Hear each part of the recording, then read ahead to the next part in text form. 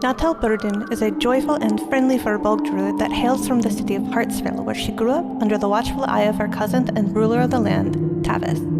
She was fresh off an exhilarating but unfortunately heartbreaking adventure in Waterdeep, when Tavis summoned her and her best friend Valtreya to Icewind Dale. Together with old and soon-to-be new friends, she hopes to uncover the secrets surrounding the suspicious deaths and a seemingly never-ending winter plaguing the 10 towns. Valtreya Margister is a young Aasimar sorceress of noble birth. After the tragedy that befell her companions in the sewers of Waterdeep, she and Natel were summoned to Icewind Dale. So with the voice of her angelic guide Seraphina, reminding her that her journey with Natel was not yet over, and that their paths were still intertwined, she shouldered her bag, packed with her warmest furs, and the carefully wrapped chicken and waffle sandwich from Krizik, turned her back on Waterdeep, and headed north. Losing your idols is hard. Losing your friends is harder. 16-year-old Anarissa Varskana lost both. Leaving the warmth of Waterdeep and her anonymity behind, she followed two of her surviving friends north to help the people of Icewind Dale. With her roguish talents, burgeoning magic, and occasional calligraphy, Ani will do everything she can to make sure they all come home safely this time. This is Button of the Frozen Cliff. Button is a large Tabaxian member of the Ragged Nomads Elk tribe. Having been cast out by his chieftain, Button now spends his days in 10 towns, taking odd jobs, and gathering what information he can about a woman named Deidre. A woman he once rescued, but who is likely responsible for the death of his hunting party. Is Deidre truly the monster the tribe believes her to be? And if so, why was Button left alive? Mirnix is a directionally challenged Red Dragonborn. What began as a lovely trip to the south to visit family quickly turned into a journey through the cold and desolate world that is Icewind Dale, which isn't quite their cup of tea. Mirnix passes the time offering their services as a barbarian to those in need around 10 towns, often competing for jobs with their rival Button. Their newest job, given by a Firbolg named Tavis, seems to be becoming quite the adventure. Tira is a brewer from the town of Bremen, westernmost of the locales in 10 towns. A recent series of oniric visitations resulted in Tira being gifted with power by a figure called the Raven Queen, to bring down her judgment on those who would attempt to disrupt the balance between the living and the dead. Accompanied by her 2 ravens, Leif and Sigrun, Tira has taken up as an adventurer, hoping to earn a bit of coin to supplement her dwindling income, which is now imperiled by the onset of the Frostmaiden's eternal night. They say a lone Firbolg is a dead Firbolg, but Toro of Exile begs to disagree. A rogue with mysterious powers who's been on his own for decades now, he's worked hard to master his criminal skills and harden his heart. But now, with dark and powerful forces at work in Icewind Dale, he's got to swallow back his pride and work with the team Tavis has put together. Strictly for the greater good, of course.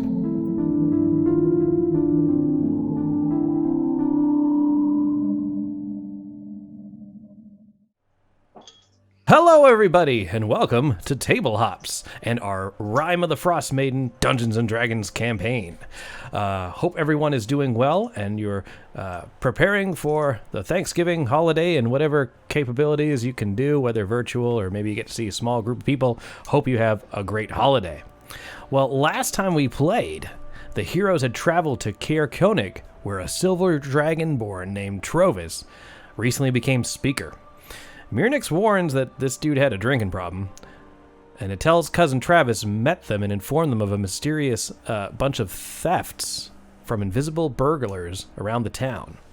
He used his ranger skills to locate some footprints, and the heroes investigated. They found an outpost carved out of the stone and ice, and they started to scout around. Using Leif, Tira was able to learn that it was inhabited by Duergar Dwarves.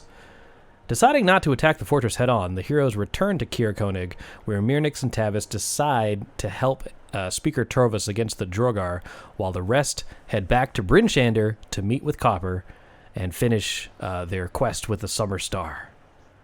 I don't think I forgot. Did I forget anything? No, that's right. That's spot on. Yeah. Tavis is not Travis. Trovis is not Tavis. Yes. It's great. Remember what was it in Waterdeep where we had like everyone had a name with a V or something? It was something dumb. Like I couldn't keep anyone. Everybody in Waterdeep had just a weird ass name. Mm-hmm. And they were all like all of them they were look like that. they look cool on paper, but when you say them, you're like, Xanathar and Zentarum. Now I'm seeing why people are getting confused. Okay, Yeah. I see. Angela, I don't think we can hear you. Nope. Oh No. that might. I was sitting here like, man, Angela's being kind of quiet for.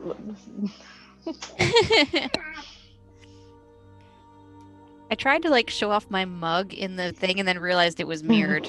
But it Oh, says it's not mirrored to the viewers, I don't believe. To me, just it's correct. I just see nice. stency. I don't know if it's consistency. Consistency. Okay. It's only a virtue if you're not a screw up. I feel like it's very pertinent to our speaker that we're dealing with. I don't have that virtue either, for sure. Well, we're gonna just get a little bit started. Angela, you motion with your arms if you need me to take a break to fix audio trouble. Awesome. All right.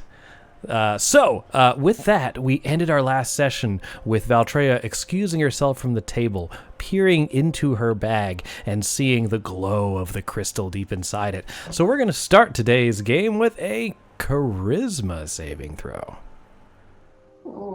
from Valtreya. Let's see how that goes. Well, shit. Great job. Nice. You're like, you look at this crystal and you're like, I'm not going to fall for that again. And then you just stuff it back into your bag and sort of... I'm like, figs? Do that accent again, Chris, real quick. So, someone in the audience, clip that. Yeah. That's where the that's what the crystal is. It's clearly it's really figs. It's just the fig soul. So that's how Figs is going to live forever. you are currently wielding this this crystal, but you're not affected by it right now. Okay, so you have none of that stuff that affected you earlier is coming through. So you're a-okay. Now, Can I preemptively like ask Seraphina for help and like dealing with the crystal? Sure, absolutely. I will put that into effect next time you have to make the check. Okay. All right. Let me see what else happens at this point. So just so you know, Murnix is going to be staying here because they know Trovis, and with the Duergar threat so close by, they figure it's best to stay there. And also makes sense for people that have work schedules. They also have to learn how to wield that shiny new hand axe they've got. That's right, that they won in a drunken axe tossing match, which fair and square. Right, don't do that at home, kids. Yep. That's very dangerous drunken axe throwing. Well, I mean, maybe you're a loose wrist, but I'd end up stabbing myself. I get better after one beer, I have found. Okay. I actually get better after a beer. I have never gone axe throwing. I want to, but I'm also afraid because I've seen it where like the axe is thrown at the target, bounces back, and ricochets at the person, and that would be me. That's a new person thing to do. They try to wing it with too much force. It's all in the well, I don't have a lot of force. I think it would just be luck. Okay. the bad variety. Yes. The self-decapitation. Right. I can throw a Nerf axe pretty far. Ooh, now everything's echoing. Yes. Yeah, I heard the echo. I'm hearing the echo too. Mm-hmm. But Steven's hair looks fantastic. It does. Yeah. It's Pert Plus. I've done axe throwing once at a Ren fair, and it was very, very fun. Are we on live? We are live. We're just talking about our Ren. Cool. I was like, we're having a lot of chit-chat. Okay. Yeah. And I saw Steven. Twilight Domain. Sorry, cool. Angela. I'm not hearing you. Oh. I swear, Zach, I thought you were just going to start talking about Twilight, like the book series. It just got into it. That's what your deity is. You channel divinity. Jacob shows up.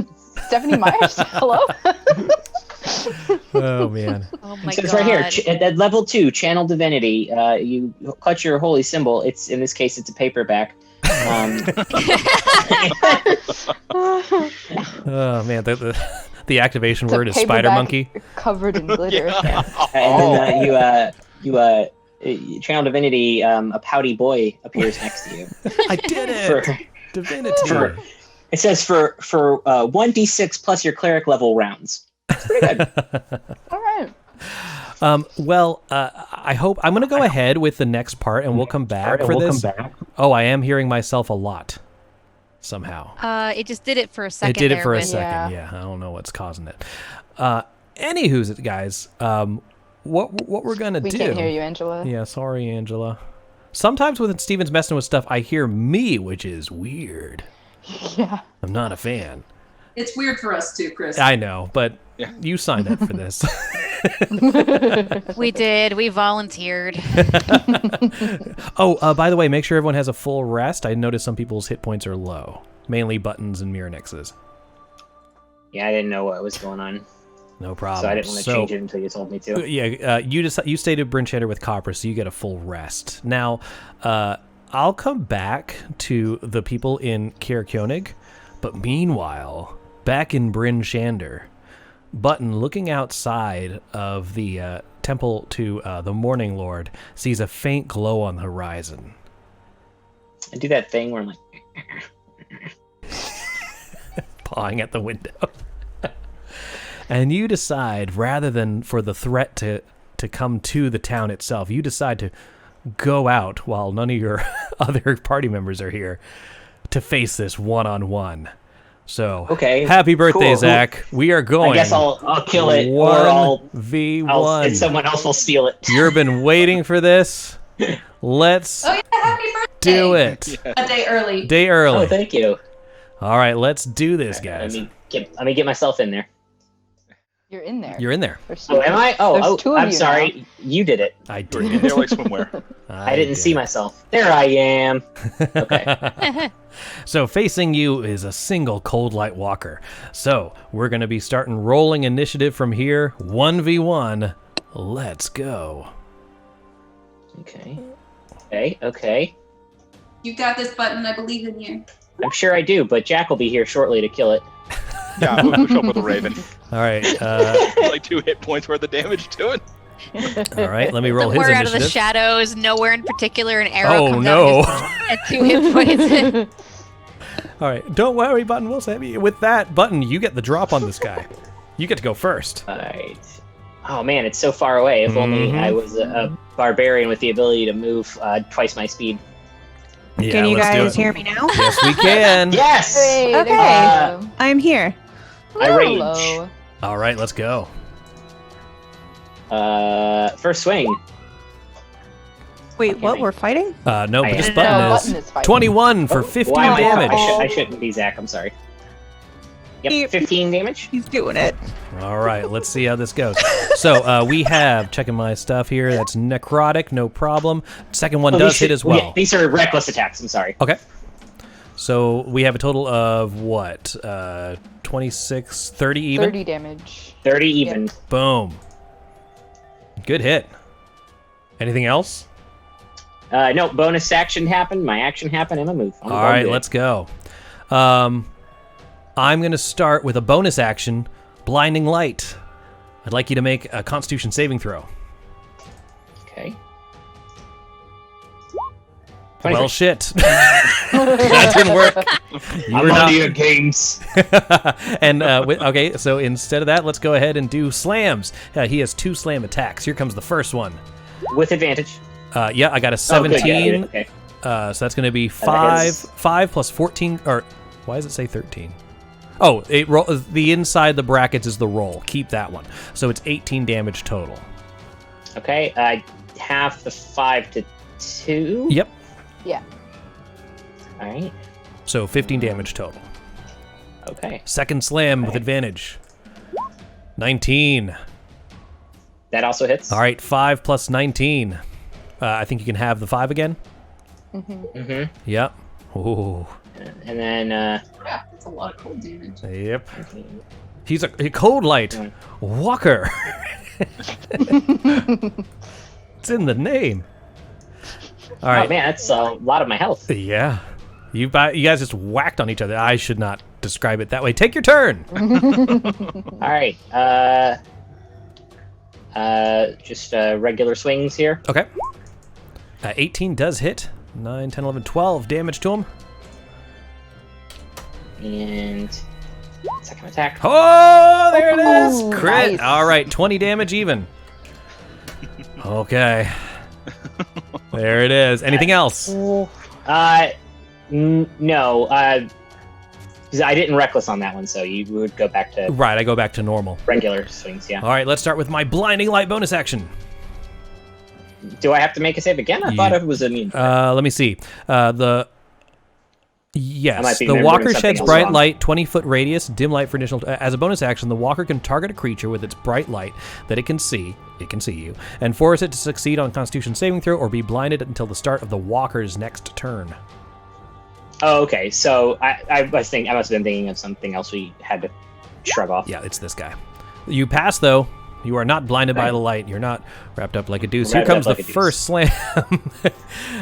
9 misses you. Oh no. Second one. 15? That is my AC. All right, that's going to be 15 bludgeoning plus 14 cold. God. Are you still raging? I am raging. Yeah. Oh, That's 7 gonna... plus 14. That's 21. All right, All right. so you're at 3? I am at 3. All right. Okay, Oh my let's God. continue. Oh. Button, it's your turn. Holy shit. All or nothing? I think I am going to go all or nothing. All right, let's do it. There's no reason not to. 22 for 20. Okay, he had 20 hit points left, Zach. Yeah. Good job. Button, why don't you I'll kill describe him right away. Why don't you describe how he's dead? Let me get my second hit on him. Yeah. Just as he's dying, I double kill him. Nice. Well, as I go to kill him, I'm like, huh? Anyone? Anyone? Oh, nobody else? And I just sort of slowly stab through him. Nobody's gonna take this from me. Nobody. All right, good. Awesome. Oh, guys, that got real close at the end. Listen, if Zach had dropped to a cold light walker, I think that would have been very funny. It would have been pretty funny, pretty and funny. bad stuff Would've been pretty happens funny. when you're dropped by a cold light walker. But moving would've on. been Pretty funny. Meanwhile, That would've been back funny. in Kier Koenig, the rest of the party wonders, I wonder how Button is doing. But before we move Very on, cold. Natel, while you were resting in the Northern Lights tavern, or the inn, I mean, you woke up to discover a pine cone on your dresser. And just instinctively, as you pick up this pine cone, you know it's from Jareth Falcon. You sense her presence. This is a reward for you. Also asked her for help, as well as what was it? Letting the Peritons be. So this is a charm of. okay. This is a charm of vitality. Okay, it does the same thing as a potion of vitality. It has one use. And what it does is you remove any exhaustion you're suffering and cures any disease or poison. And then for the next 24 hours, the person that you bless with this, including if you choose yourself, you can, regains the maximum number of hit points from any hit die spent. Okay, can you repeat the title one more time just so I can write it down? Potion of Vitality. This is a charm of Potion of vitality, Vitality. but it has the same effect. Okay. Yeah. Cool. All right. So Before I realized what it is, I feel like I would put it up to my ear and see if I could hear, like, if Jareth was trying to talk to me. all right, the pine cone just says, that's Jareth. So you get, the party has earned 1 inspiration. All right, from Margwin, butt inspiration. Very nice. Very good. Yeah, I don't know if I'd word it that way, but I'm a fan. Let's see what. I what mean, she No, even put. she acknowledged. She did. I know how that said, sounds. I know how that sounds, and I don't care. All right, so you mount up and head back towards Bryn Shander to reunite with Button. Everything is rather uneventful. You do see a few of the many orc tribe members along the horizon. They seem to be sort of looking at you from a distance, but they make no move to get closer, especially since the last time your group summoned an orc chief out of a walrus. That was strange. So they've been keeping their distance, but they do know you. looking around as you're traveling, because it does take a few hours, you notice a male snow owl flying around you. You're not quite sure if it's following you or if it's just your imagination. But as soon as you notice it or even think about possibly sending Leif or another raven to investigate, it moves away from your group. I just look at Tira and I'm like, do you guys just have like a shit ton of owls around here? Because they're always circling in just weird places. Yeah, ever since the onset of winter, though, they've been getting very hungry. I think they tend to come out a lot more. It's weird, though. They're not usually so skittish about people. As you see Bryn Shander over the horizon, it takes quite a few. It's going to be mid-afternoon when you reach there. You see on the horizon a pale light, and then as that light gets a little closer, you notice at one point it just all of a sudden shuts off, and you hear a gruff voice, and it's saying, "Is there anyone else? Anyone gonna take? I'm gonna fin." And then so. With that, the light goes out, and you make it inside the town, where you meet up with Copper and Button. So feel free to tell them what happened recently. How was your journey back, Button? Oh, rather uneventful, other than the thing I just killed. Oh, what'd you kill? One of those glowy face things. Oh, you finally did it. Oh, yeah, I finally did it. You do notice that he's sort of ravaged with frostbite at this moment. Yeah. Are you okay? You look a little worse for the wear. No, it's fine. It's a warm summer's day. Nothing I can't handle. Oh, well, I wouldn't go that you sound far. like you're a little full of shit, but okay. Oh, full of stab wounds, but other than that, I'm just gonna go curl up by this fire. Is it morning time or no? evening It's time? by the time you get here, it's about mid-afternoon. It takes about 5 hours ish. I assume you left around 9 or. I'm going to just like sneaky give him a cure wounds. Because he does look like he got a little fucked up by that cold light walker. Not as fucked up as he got. That's true. That is true. So let me. A 5th crit on a cold light walker. I want you to remember that. That was a yes. Okay, so you're going to heal for 11. Oh, thank you. You're welcome. Alrighty. Did you want to? Button would have no idea of what happened in Kier Koenig if anyone wants to sum up.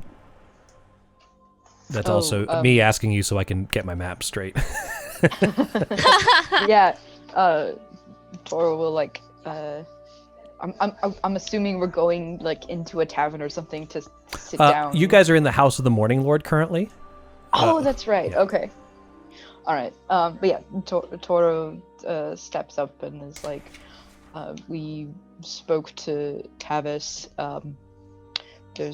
We filled him in on the situation. He'll do his best to help us in any way he can, but there's a bit of a situation outside of Caer Koenig. Have you ever heard of Duergar Dwarves?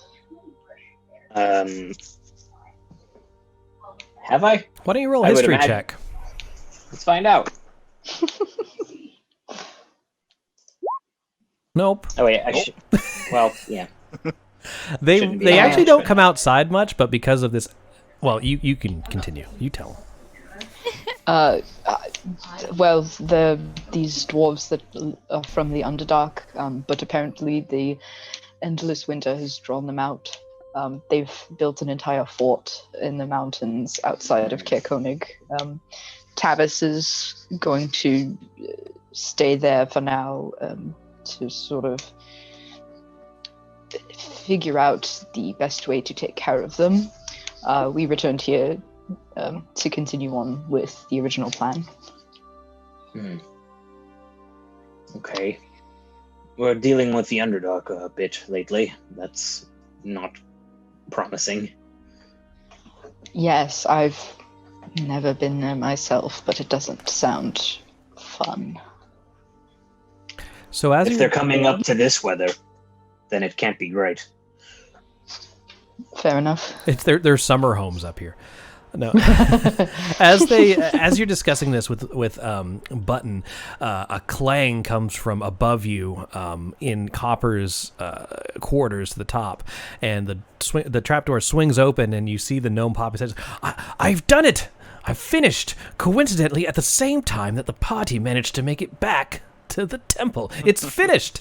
And he comes down and he's holding this, the device that he once was holding very carefully, afraid it would blow up at any moment, but now he's just sort of swinging it around. That's terrifying. Whoops. Well, at least you didn't pull yourself up. Yeah, I would like to take the dodge action.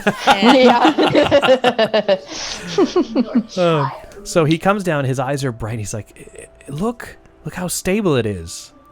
Looking at it, it looks the exact same, just with a third ring on it. Oh, okay. I see what you've done. I trust your expertise. I think, given enough time, I should be able to activate this artifact. If you take me to my friend's final resting place. He said something about letting his soul go to rest. To chapter 2, you need to go. Yes, chapter 2. I have many bookmarks. Look at all my goddamn bookmarks. Oh, boy. Anyway, yeah, so basically, Copper is excited to leave right now. You do have an option here. You can decide to rest fully in Bryn Shander, allowing Button to regain all his hit points. Or you can take a short rest, and then he would use hit dice. If you decide to go now, that's what Copper would prefer. That's fine. If you decide to go later, then there is a chance that Valtreya will be subject to the crystal again.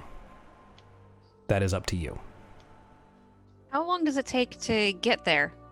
Well, let's take a look. 'Cause I was gonna say, I was like, can we possibly let Button take a long rest on the dog sled, like curl up and sleep? In order to rest fully, he needs like a restful environment. And You're not fully clean unless you're restfully clean. Yeah. I mean, also a short rest could be as little as like 15 minutes, right? Right. I'm giving you the option of short rest or long rest. Either or. Hey, this is a dumb thing that is happening to me, but I should point this out. Page 69 of Tasha's Guide to Everything here is stuck to another page. That comes with the collector's edition. That's the maker's mark. Well, this is the person on that page. This is what caused the stickiness. It's a solid sheet of paper. It loops around it. Yeah, it's not, it didn't cut. They didn't cut. It didn't cut. Okay. But it's where warlocks start, and I want to read that. I have to surgery into it. Oh boy, my DMG was like that too. But anyways, let's not talk about sticky books anymore. What were we talking about? Oh yeah, would you like to take the short rest or the long rest? I can go for short. It's fine. I mean, how long is it going to take us to get there? Because we might have to like overnight, maybe in Tourmaline. Okay. Yeah. So if from Bryn Shander to Tourmaline, it would be 4 hours with on sled. If you don't run into any bullshit. Okay, I think that's pretty reasonable. Staying the night in Tourmaline because it's already like mid-afternoon, right? It's mid-afternoon here, so by the time you reach Tourmaline, it would be quite... Well, I mean, it's always dark, but it'd be late. You'd be tired. Yeah. I think with, like, subtle looks to Button, Toro would suggest... he would, like, look to Copper and be like, I think, based on travel time, it might be good if we spent the night in Tourmaline before heading on to the Black Cabin. All right. Am I allowed to grab a breather right now? Yes, you do your short rest immediately. Okay. How many hit dice you gonna use? Let's see, probably a good chunk of them. I was about to go into my bard mode of like, oh, if I do Song of No. No. 4. Okay. Be 18. That's not great. Let's go again. What the shit? 6.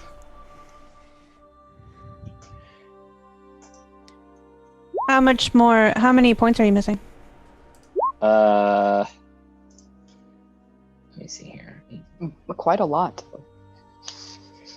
I am at 30. I need I need 30 more points to be at full. You have 60 HP? What the what? Barbarian! D12 hit dice. At level 5. D12 hit die, and I took chuff at 4. Heathen. Yeah. Okay. Thick as hell. I'm gonna do another cure Damn, wounds, boy, probably he's thick. Okay. third level. He's fluffy. Yeah. Well, thank you. Like, I guess people up here really don't know how to relax and actually rest. I'll help you out a little bit. I'm perfectly fine resting. I don't. Wait, Right. what? How did I still get? That was the no, third level. That's 11. So it's a 6 on the. So you rolled. You rolled a 1. A 1 and a That's how you got 5. I rolled a 1. And a. You rolled a 1 on one. both of them. Yeah, you rolled 2 1s. Woof. I'm sorry, but that's 11 hit points. Yikes. I'll take it and enjoy it. Delicious.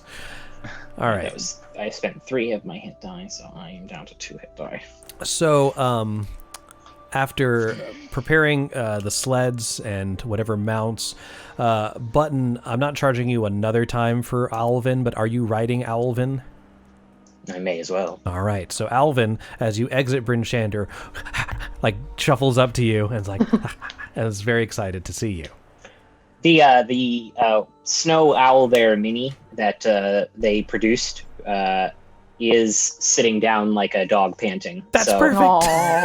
It actually fits pretty well. I kind of want to buy it to go with my Button figure. That's awesome.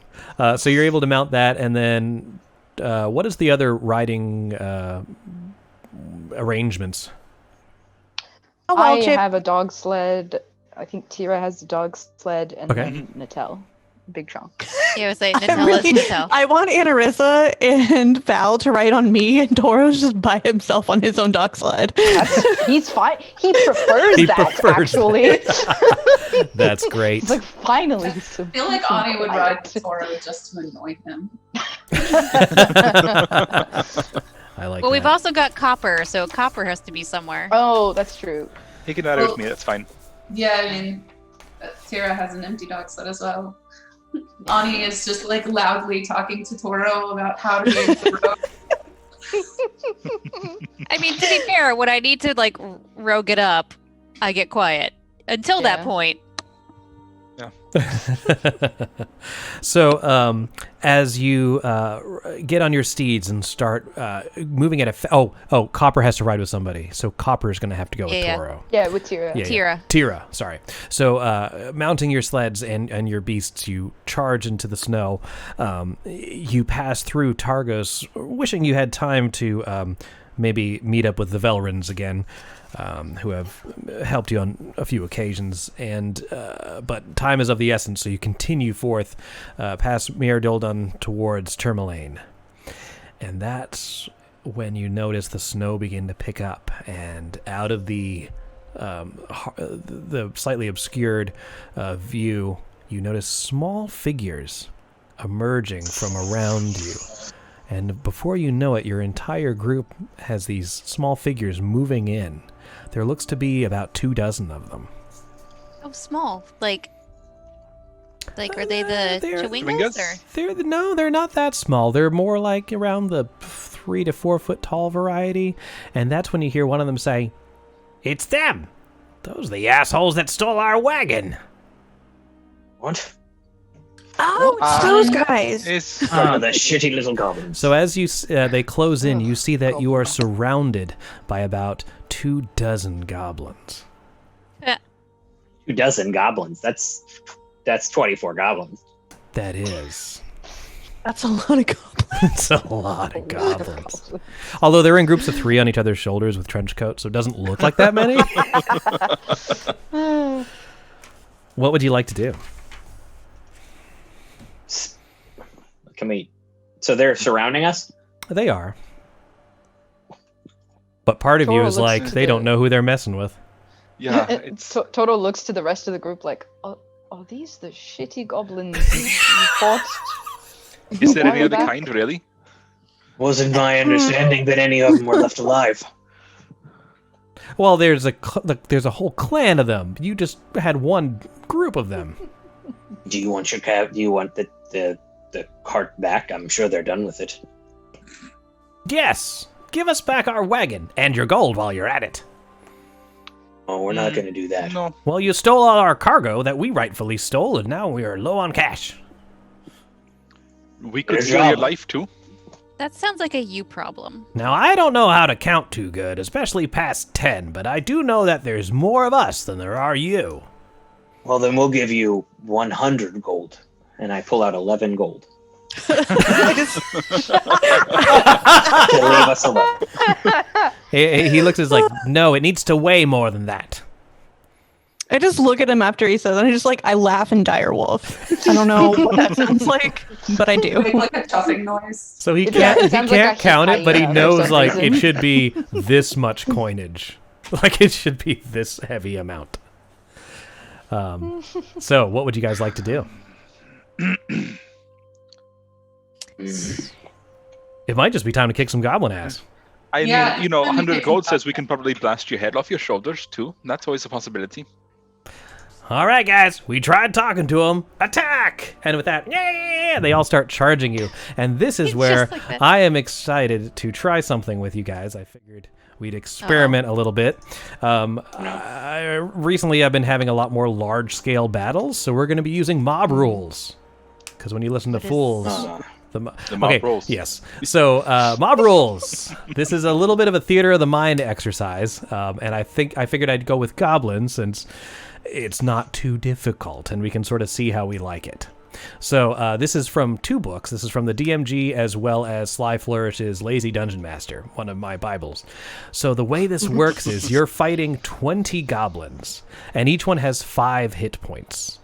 Okay, so they're in a pool, and they will choose to attack you, and I have a probability table. I don't roll dice. You just take a certain amount of damage every turn. And every time you hit them with a certain number of hit points, they get weaker and weaker, like a swarm. Oh, there's a swarm of goblins. If you choose to Okay. cast a spell, there is also a table that tells me how many of the goblins you hit, based on the type of spell it is. Okay? Cool. So that's why I figured this would just be an easy little, and then this is how we get a TPK, guys. All right. So what you guys do is go ahead and I'll bring up the turn order, but you just need to just roll initiative like normal, descending. If you do it from your character sheet, it'll just populate in there, and I'll just put a goblin in Okay. there. I would say because we don't have little characters on the thing. So. Yeah. Oh, I need to bring up. Oh, is it not doing it? I guess it's not doing it. I'll just write it down. I'll just write it down. Okay. All right, and I'll roll for El Gabos. Goblin.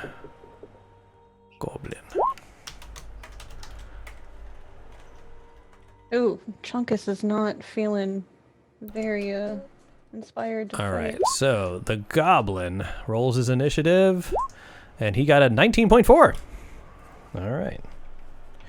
So we have Here, and I got the same. the exact same.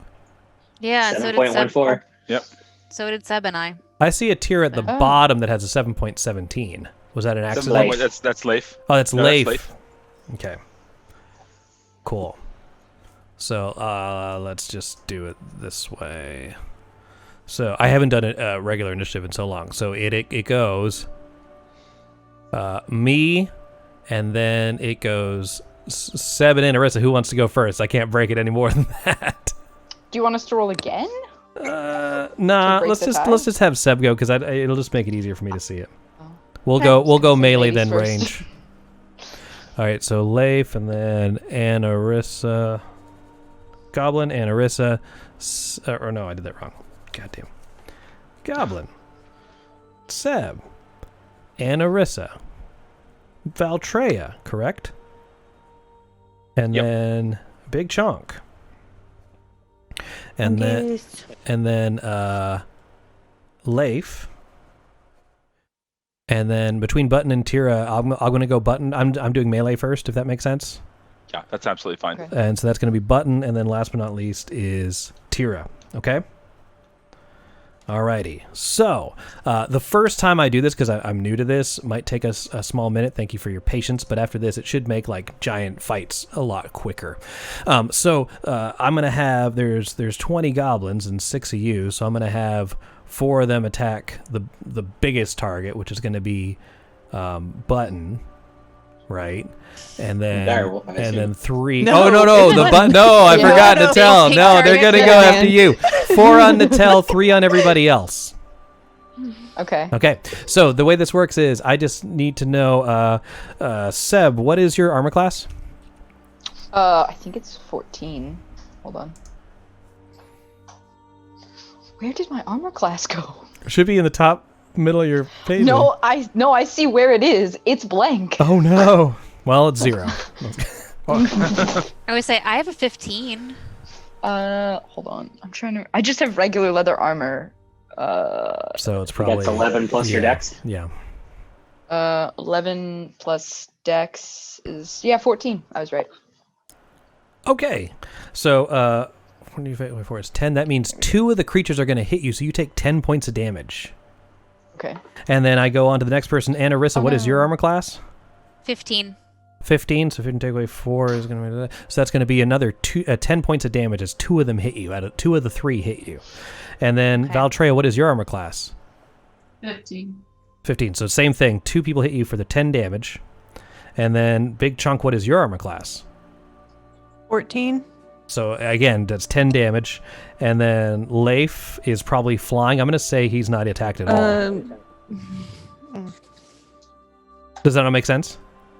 Yeah, Leif would be in the air. Right. But Natel, you said you have an armor class of 14? Oh, good. Yep. Yeah, so it would be 2 hit you, so that's 10 points of damage. It's 2 on this list, no matter how, 2 of them hit you. And then, let me see here. I'm at Button. What is your armor class? 15. 15, so it's same thing. That's 10 damage. And then finally, Tira? 15 as well. All right, so you guys are all at the same kind of thing where it's 10 damage each. So that's the first round just because I got the jump on you. Just so we're just going to take 10 damage each round? Not necessarily, because now you guys get to go and you're going to whittle these guys down. They attacked you full strength. They'll be doing less and less damage every time we go Every time you hit them, they take one. less and less damage. The only reason they did 10 damage to you straight up is because they got initiative. They won initiative. So you just got attacked by 20 goblins. Gotcha. Okay, cool. So now Can we take reactions when these things happen? Like, no, because the whole point of this is just to bypass these large battles to move quicker. If you have a specific reaction, there's no opportunity attacks, etc. No, but I was thinking things like uncanny dodge and things like Yeah, you can use that. Well, that's fine. Just 'cause... I'll allow you to use that. Okay. Okay, so once if per I use... yeah. Well, right. So, but yeah, so it halves the damage on me. But you can only do that on one of the attacks. You got hit by 2, so you can have one of the 5s to 2. So you'd still take 7. Or can you uncanny dodge more than one attack? No, it's a reaction. Yeah. So each attack is 5 damage. So you'd uncanny dodge one of the 2 that you took and take a total of 7 damage. Okay. Yeah. No, I just was I'm trying to just figure out how that works since I can do roguey things. Right. So with their turn done, Seb, you're next. Cool. Do I technically get sneak attack? How does that work? I'm going to say because they won initiative and they've all sort of piled on you that you're not sneaking on them. Right, but I also get sneak attack if there's an ally adjacent. So I don't know how. For this, you're not going to be able to the surprise people. the swarm. Gotcha. Yeah. Okay. That's fine. In which case, Toro will attack with his short sword first. And then bonus action with the psychic blade. So both of those 26 hit? to hit. 8 and 6. So that's 14 damage? Yes. All right, with that, as you bring one blade, you cleave through one of the goblins. Your psychic blade hits the other one in the jugular, leaving only one goblin in front of you. You managed to fell 2 of them. Sweet. All right, anything else? No. All right. So, now with that, we move on to Anarissa.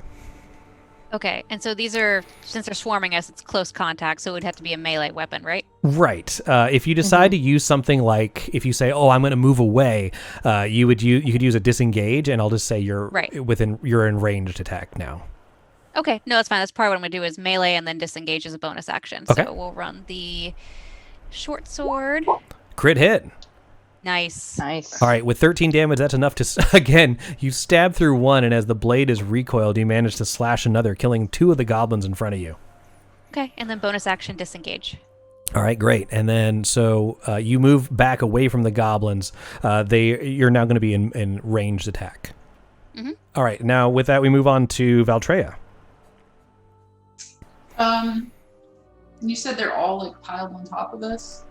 Yeah, basically. So if you're going to cast a spell, there's a specific chart for that. Okay. I guess just out of ease, I'll do Burning Hands. It's a cone. Okay, so the way it works is you tell me the size of the cone.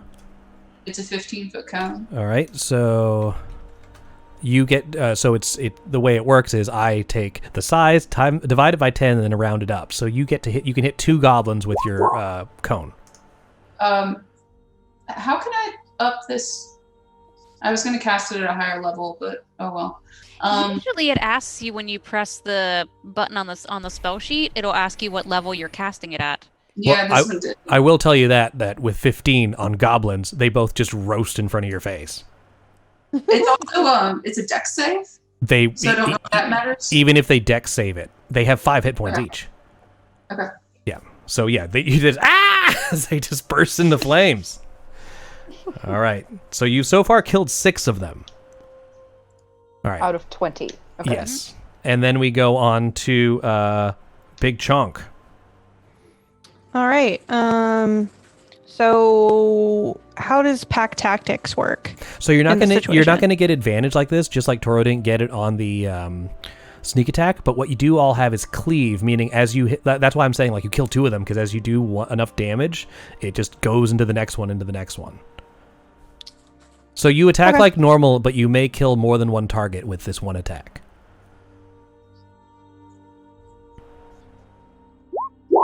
Yeah, so 15 hits, so it's going to be 9 piercing damage.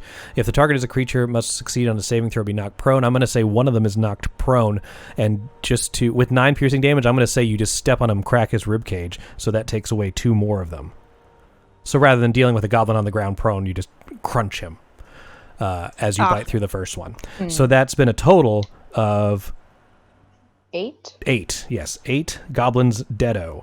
And now we move on to Leif, who can pick one in the eyes if he wants. Yeah, it's probably exactly what it's going to do. It's probably going to go for the eyes, Leif. Go for the eyes. Oh, crit fail. Ooh. So unfortunately, he swings, and the goblin is ready and bats him away with his shield. No damage to Leif, but no damage to the goblin. Okay. Button is next. I think that they're getting all over me, and I just sort of rage throw them off, and I start swinging my sword. That's awesome. Where's my character sheet? Can I have my mouse, please? Thank you.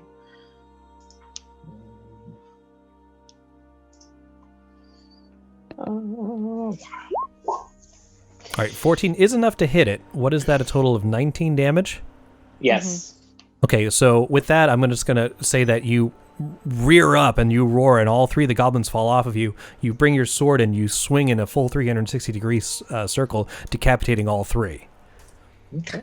Yeah. So that is 8, 9, 10, 11. Yep, go ahead. You can run up and attack more. 23 for 15. All right, so I love goblins. You charge through and skewer 3 of them on the edge of your sword. So you've killed a total of 14 of them. And now we go on to Tira. Okay, I'm going to go ahead and hit myself with invisibility. Okay. And dance back about 20 feet. All right. None of them are able to see you, and they're too busy being afraid of Button to do anything about it. Is there anything else? Nope, that's it. All right. So going back to the top, there's only 6 goblins now. They just saw you murder 14 of them in the span of 6 seconds. They lay down their weapons and say, this was a bad idea, but we hope you've enjoyed this demonstration of mob rules. See you later. And they run off in the distance, and you can be sure they'll tell the rest of the clansmen to avoid your group at all costs. Okay, so that's just a sort of just trying it out. Of course, I'm new to it, so I'll get better at it as it goes. But for like anyone who played the adventure we played with all the gnolls, that took a long time. But with low-level monsters like this, you might take a little bit of damage, but you're probably going to hack through them. Mm-hmm. Cool? So it's just to... Yeah. When we get to, like, legit fights, yes, of course, we're going to go to the tactical map. But if I roll a rando encounter with 20 goblins, let's just kick their asses, right? Okay. Yeah, that's fair. Alrighty, cool, neat. So after that, you travel the rest of the way to Tourmaline. And let me change the map so you can get in there. Oh no, I don't have Tourmaline. But you head towards the inn. Here it comes. And or are you getting some food first? Or are you going to go to the inn? You're pretty exhausted, but oh, I forgot to mention. Everybody except for Button should have 2 less rations because I didn't have you take it last week off, and then you just traveled from Kier Koenig all the way here. Yep. Okay. I'll go ahead and say that. 8 rations. Button would have lost 1. Mm-hmm. Yeah. That's fine. All right, cool. So with that, you can go to our favorite tavern, the Blue Clam, or you can head directly to the east side. Can we not get food at the east side? Is that not something that I heard? You can. If you wait, no, the guy was like the clam food has is the good terrible food, here. though. The clam has better food. Wasn't it the guy at the east side who told us that his food was pretty bad?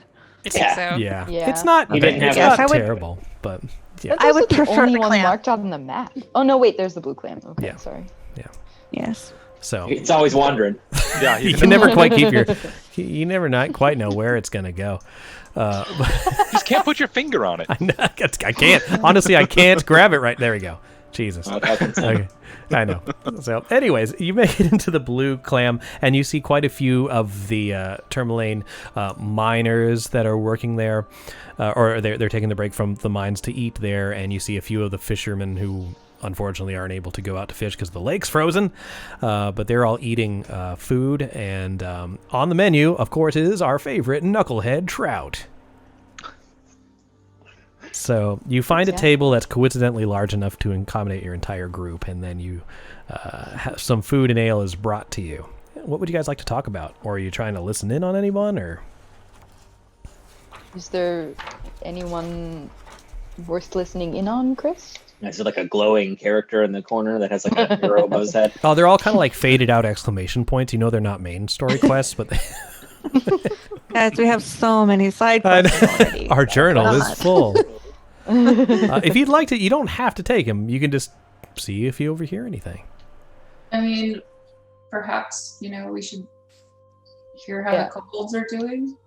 Yeah, I think Toto's default is to generally listen in. How about everybody roll a on gossip. perception check, and based on what you guys roll, I'll tell you what you overhear. Cool. Holy, literally everything. I hear a lot. Toto is very used to getting gossip whenever he gets into a tavern. I'm focused on the fish. Oh, you're not Big Chunk anymore, right, Natel? Please tell me you transformed back before. No, I did. Okay, here we are. We brought our wolf. I don't think I would be able to fit in there. This is my service dog. So is this the town with the promenade, or what was like the carts? Oh yeah, you did the meet food yes. vendors. Well, that was Torga's traveling merchant caravan, but they're not here right now. This was Damn the it. place, though. Yes. Yeah. Okay. I want some more goo. Dude, they have no idea where that jar came from. They weren't even supposed to sell that to you. They're just like, yeah, sure, I guess. Anyway, as you listen in, Toro, you overhear some of the miners say, I got to tell you, I was a little uncomfortable with those kobolds here at first, but they know they're mining. I mean, yes, they know they are mining, but they know about mining. Then there's... Yeah, and Arissa, you hear someone saying, I gotta say, Speaker Amashi has been acting really weird, speaking sort of strangely. And with that, it's really all you overhear at this point. If you guys are paying for your food here, it's only, what is it? 3 silver pieces a person. Yep, Button's favorite currency. Yeah, I gotta go to like the bank or something and have them. They only accept copper here, though. My gold to smaller bits. This gold is useless to me. Speaking of copper, I forgot about him. He says, well, for traveling all the way here and kicking the ass of those goblins, here, let me at least buy you dinner. So this meal's on him. Copper. Much appreciated, Copper. You're only laying my best friend's soul to rest. So the least I can do is buy you some knucklehead trout. So we woke him up. He was already at rest. And well, I don't know if that's a definition of rest, but I will kind of mention to the group what I've overheard, that like, hey, there's apparently this thing going on with the speaker, kind of acting weird. A lot of that going around. Sounds like the kobolds are doing well, though. Well, that's good. Have you had any of this fish chowder? You said good. You said something's going on with Speaker Marshu? Mm-hmm. Yeah, they were saying that he's talking kind of funny is the way they're phrasing it, but I don't know.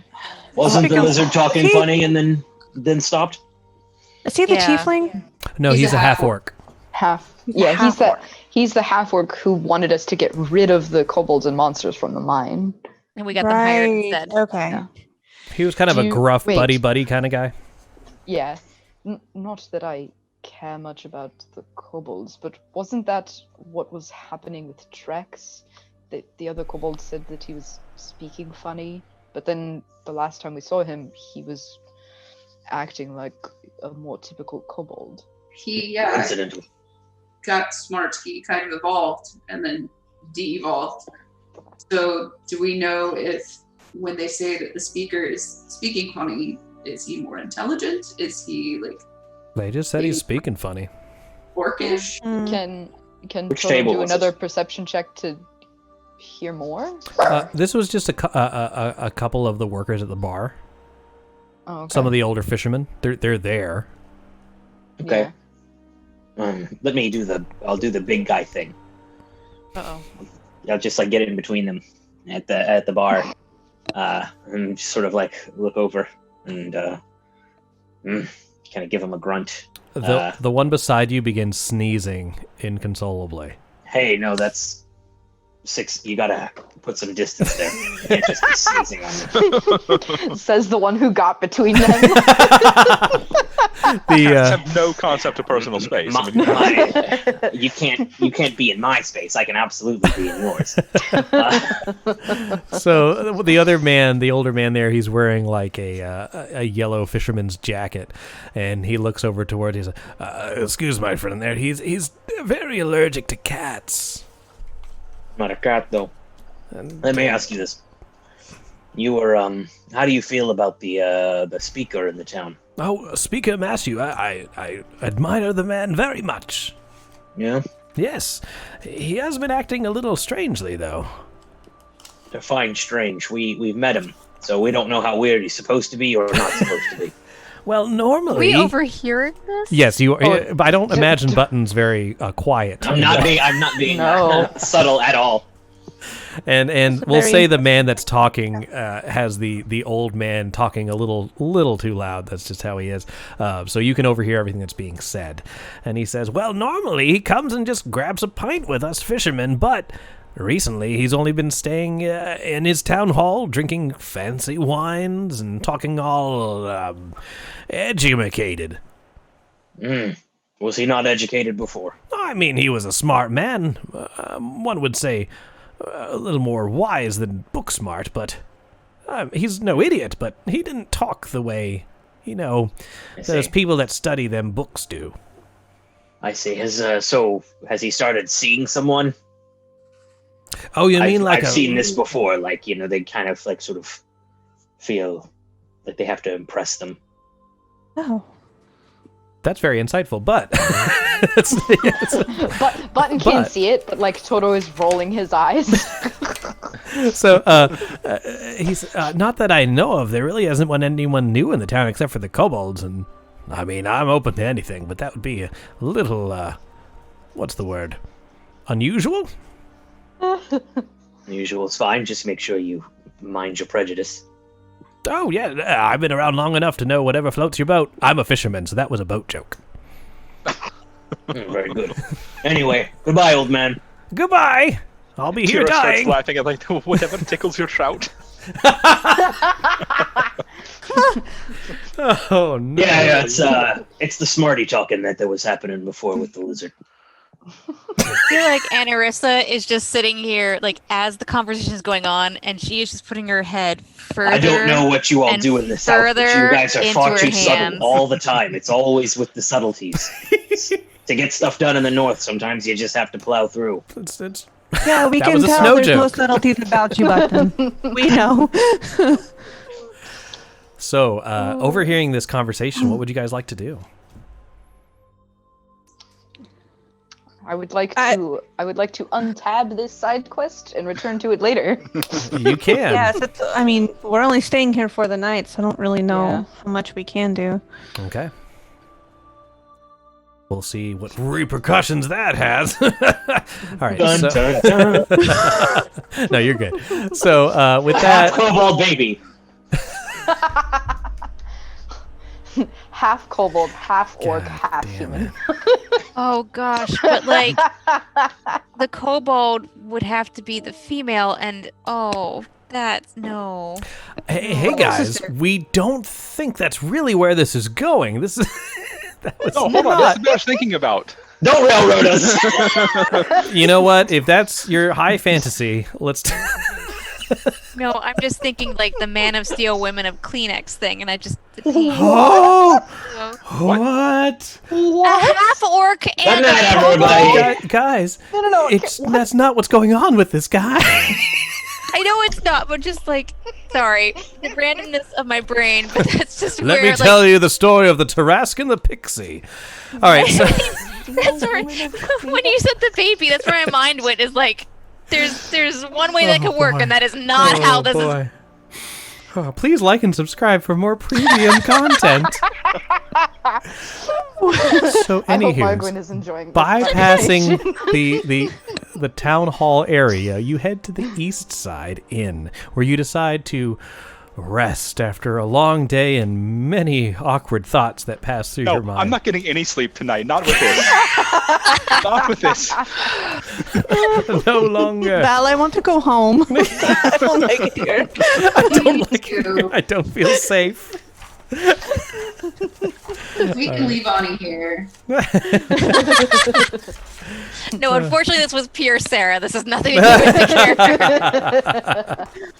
All right, so with that out of the way, you head towards the East Side Inn, where you see Marta, the human woman, the human teenager who's been running this inn, busy at work.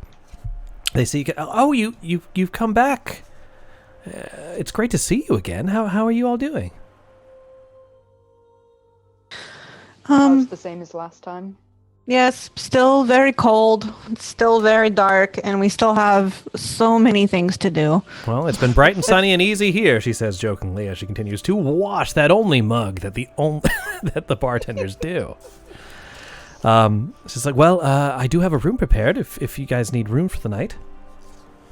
Oh, that would be wonderful. Thank you. Oh, absolutely. So our inn stay is just 5 silver pieces each, only payable in half copper. I hope that's fine. I take my gold piece and I rip it in half. Only hay pennies. But yeah, so and that includes breakfast in the morning, of course. So we're great to have you. Like a continental breakfast. I like that. Does it have can you have bagels? I don't know what a bagel is. Maybe would I know what a bagel is? Those tiny boxes of cereal that you pour the milk in. Oh, the continental breakfast. Oh boy. Okay, so no, we don't have that. We have knucklehead trout. That's what's always on the menu. So delicious. It's the best. It's on a bagel. So you head to your... Is there anything you want to discuss amongst yourselves before we move on to the next scene? Before we go to sleep, Toro will pull Baltrea and Tira aside, and he'll like quiet his voice and be like, Baltrea, how are you feeling? I'm fine right now. But perhaps if I'm going to keep it overnight, maybe we could tie me up. Bound and restrained. Near. Where's this campaign gone tonight? Valtreya, I'm sending you a message. It's a picture of a half-orc and a kobold. No, I'm just kidding. Continue with the episode. And bye. Well, this is my new girlfriend. She's very tall half-orc. But it gets... I've lost all train of thought. You guys carry on with the show. I'm just going to write this in there. At that, Toro will say, you haven't looked at it, or are you feeling any compulsions? Baltrea? Sorry, I'm listening to God. I see. Okay. Is this a southerner thing? What you're listening to? Which god? Be more specific.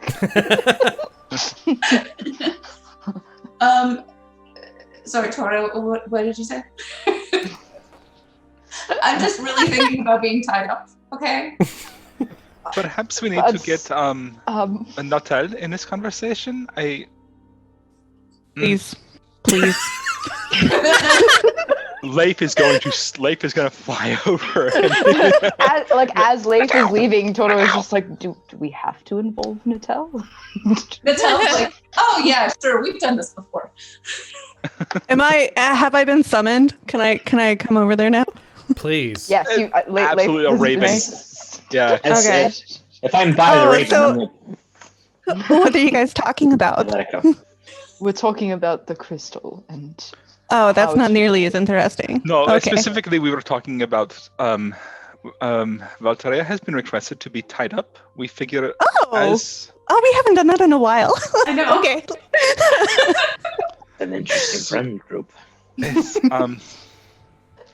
we figured since you two would likely be staying together, you would probably want to know about this and be involved in the decision making.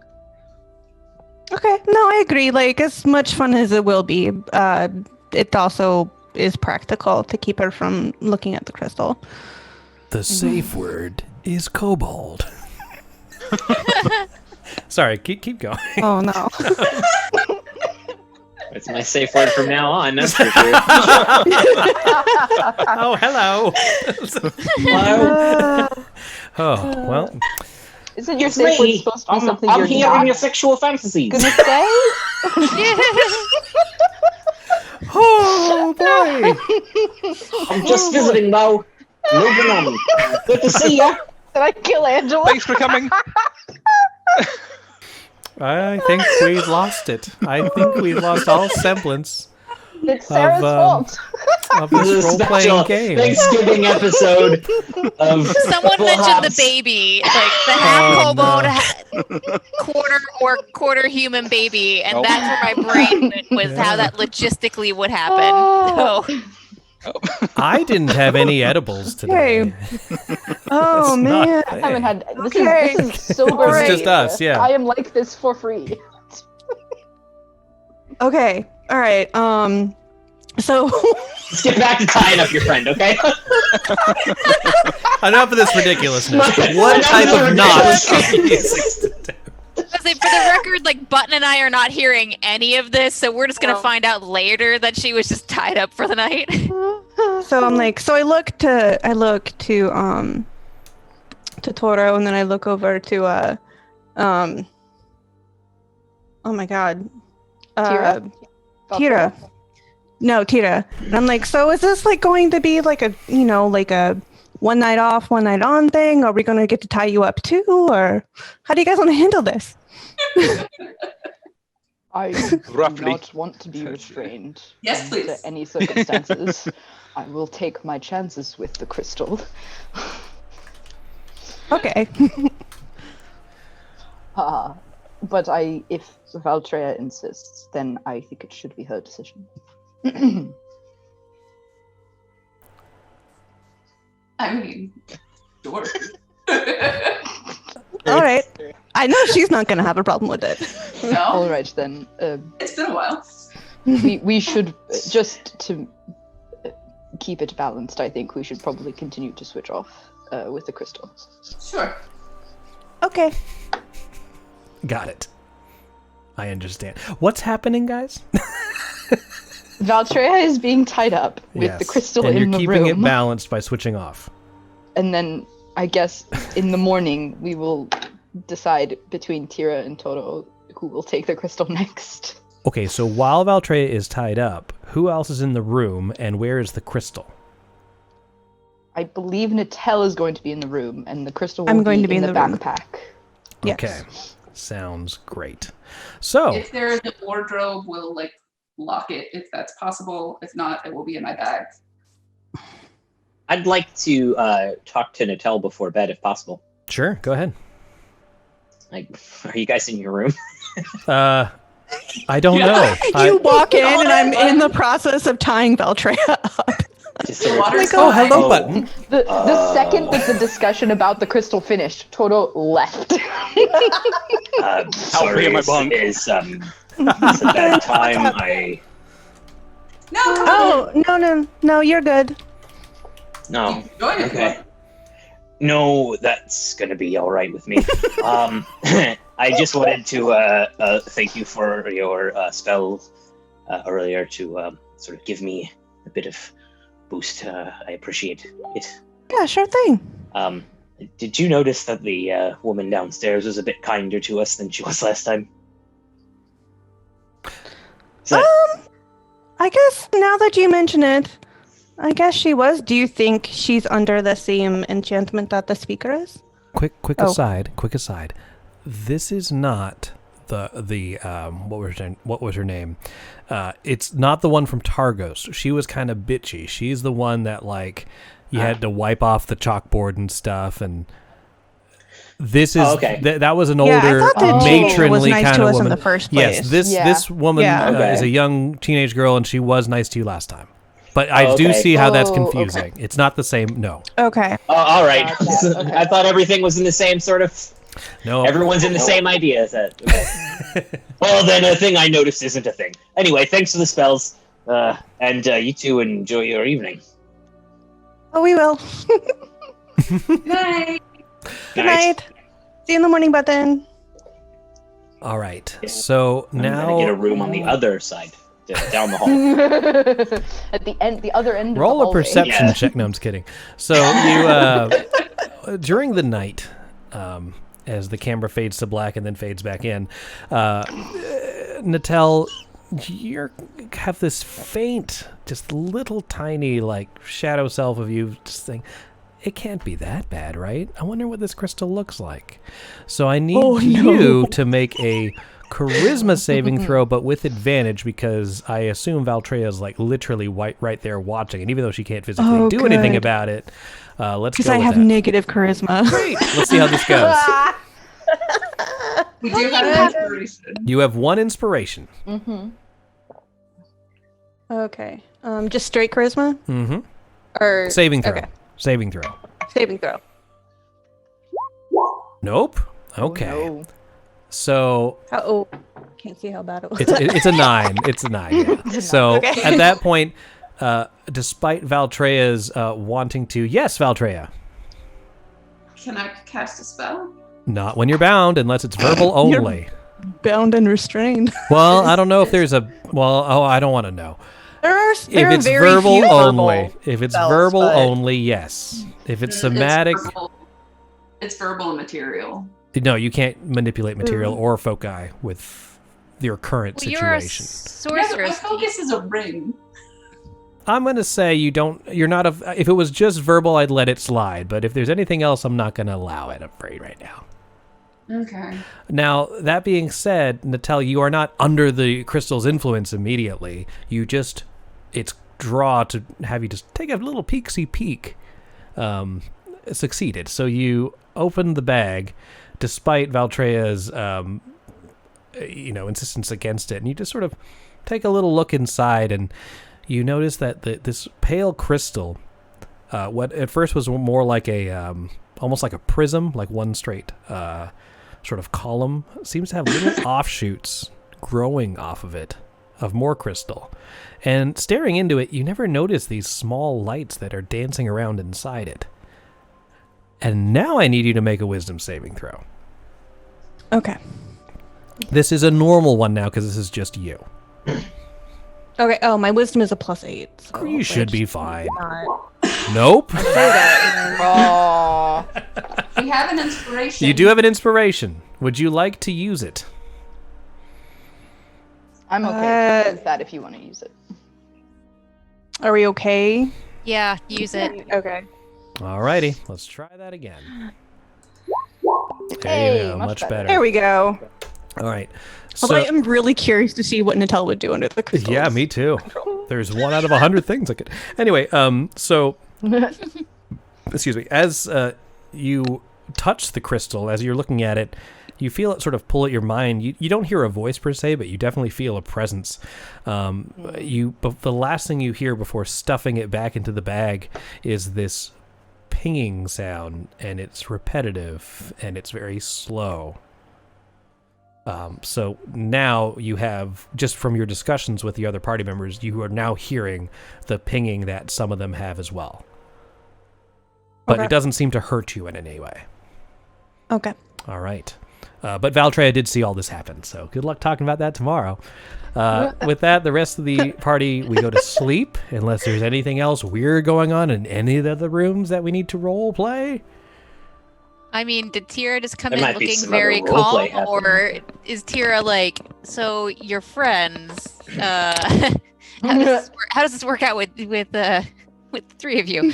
But, Nope, Tira's not. She's not going to get into it. You know what? What they do is their business. It's fine. She's not judging. nope, that's fine. So, like, I don't have a clue.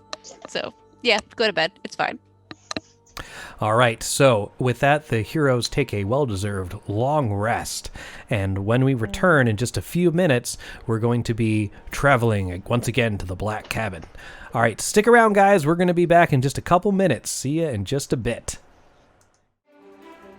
Hello, everybody. We are back, and if you're just joining us, we are playing a Dungeons & Dragons game set in Icewind Dale, and the heroes are traveling to this desecrated cabin with an artifact to try and release a soul that's bound to the grounds.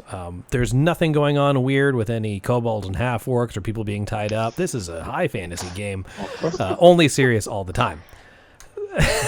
Speaking of which, because we are in Icewind Dale, today I am drinking the Icestock Olag Icelandic Wee Heavy. It is brewed with smoked Icelandic malts and also Angelica root, which it says on the can that apparently the Vikings in the Icelandic region use this fabled herb as currency.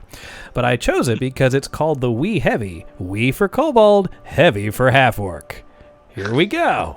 I would like to unsubscribe. Hang on, I gotta cancel my subscription to the channel real quick. Happy 6 months, everyone. There won't be a 7th. And with that type of premium content, we decided we'd end on a high note. All right. So, in the morning, you're greeted with breakfast, and your server, who I'm on the wrong page, what's her name? Marta Peskrick. She comes up and serves you some fresh rolls and whatever else you'd prefer to have in the morning, and wishes you the best.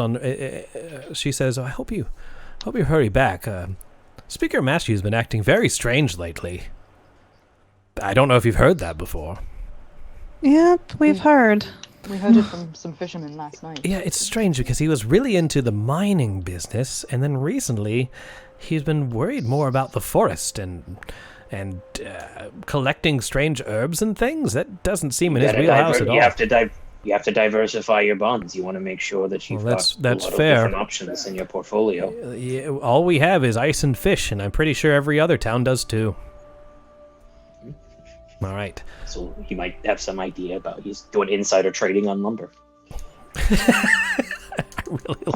I really like Button's reasoning by that. Actually makes a lot more sense than Button, what exactly did your tribe do for a living? We were hunters, gatherers, and we worked on Wall Street. Those are my finance managers.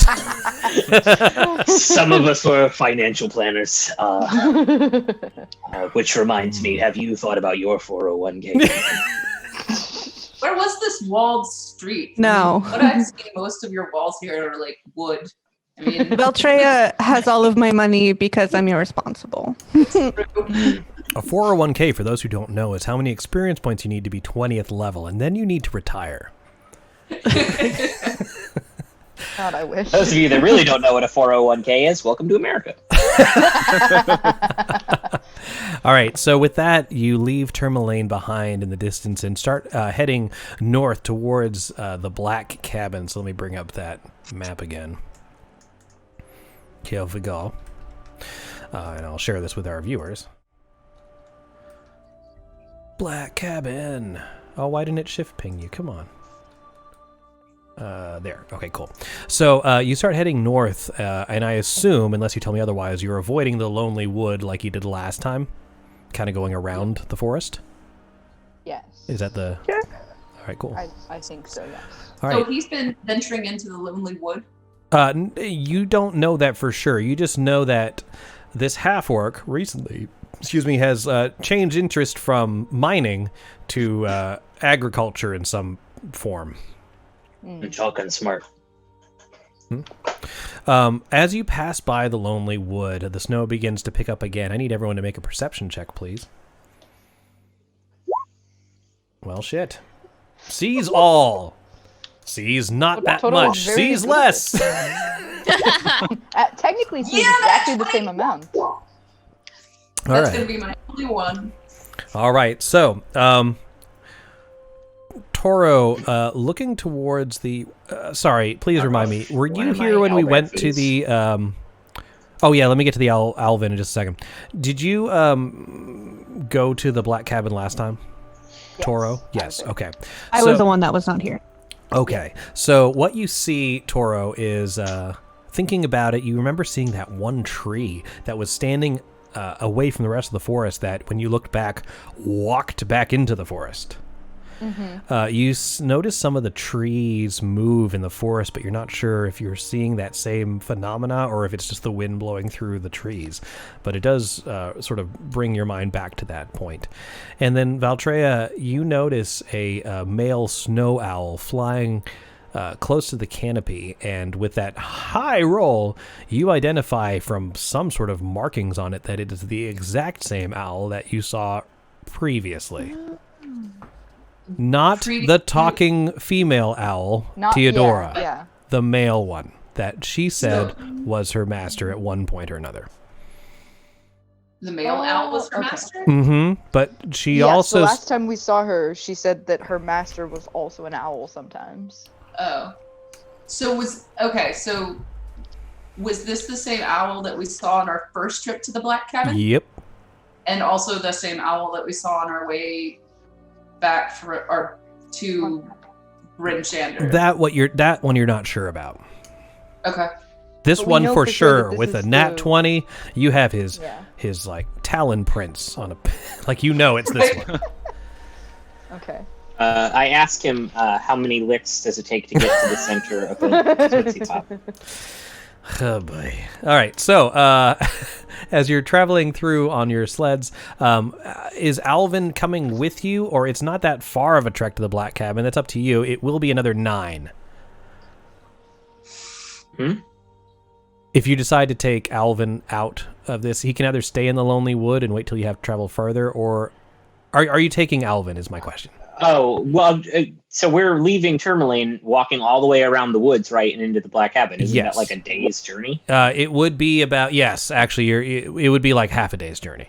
Yeah. Via mount. So, yeah, it would make sense. If everybody's taking the mounts, like, I'm just going to keep using him as my mount. All right, cool. I had 2 owlbear foods I marked off one. That works. So you make it towards the Black Cabin and you see its ruins in the distance, and Copper seems to be getting more and more excited, but his face sort of drops a bit when he notices the damage done to the outside. He's like, you hear him mutter under his breath, "The old fool." And with that, let me bring you back to the cabin. Here we are. Okay. You have to get these things inspected before you buy them. This is how This is how they get you. I'm going to get a little token for Copper. Would you guys mind putting your tokens on the map, like around this table? Which table? Oh, wrong layer. This one. Wrong layer, Kronk. The weak floor? Don't stand on that. Hey, what's up? Oh, no. Yeah, I feel like we turn and look at Copper and Natal, and it's like, by the way, the floor is crap over here. I think someone cracked it or something. I think it's pretty obvious at this point. Draws a dotted line. Yeah, Ani fell through it. That's right. I wasn't gonna tell her, but thanks, Val. We already discussed this because you made fun of me for being drunk, and I was like, well, at least I didn't fall through a floor. She did tell me about that. Yes. She also told me about the poop nap. Was it a map? I don't know. Oh yeah, the poop nap. Map. Yeah. There was the shitical roll. Check for craps. Check for craps. Still very proud of myself for that. That was a good one. You should be. It was very good. Yeah. Also, Valtreya, you should be at full hit points. Oh, you were right. Oh, there Thank it goes. you. Okay, cool. Yep. Took me a while to get my... Thanks, Dad. All right, let me get... I know Actually, one's father in this campaign. Says this place has good bones. You could probably flip it pretty easily.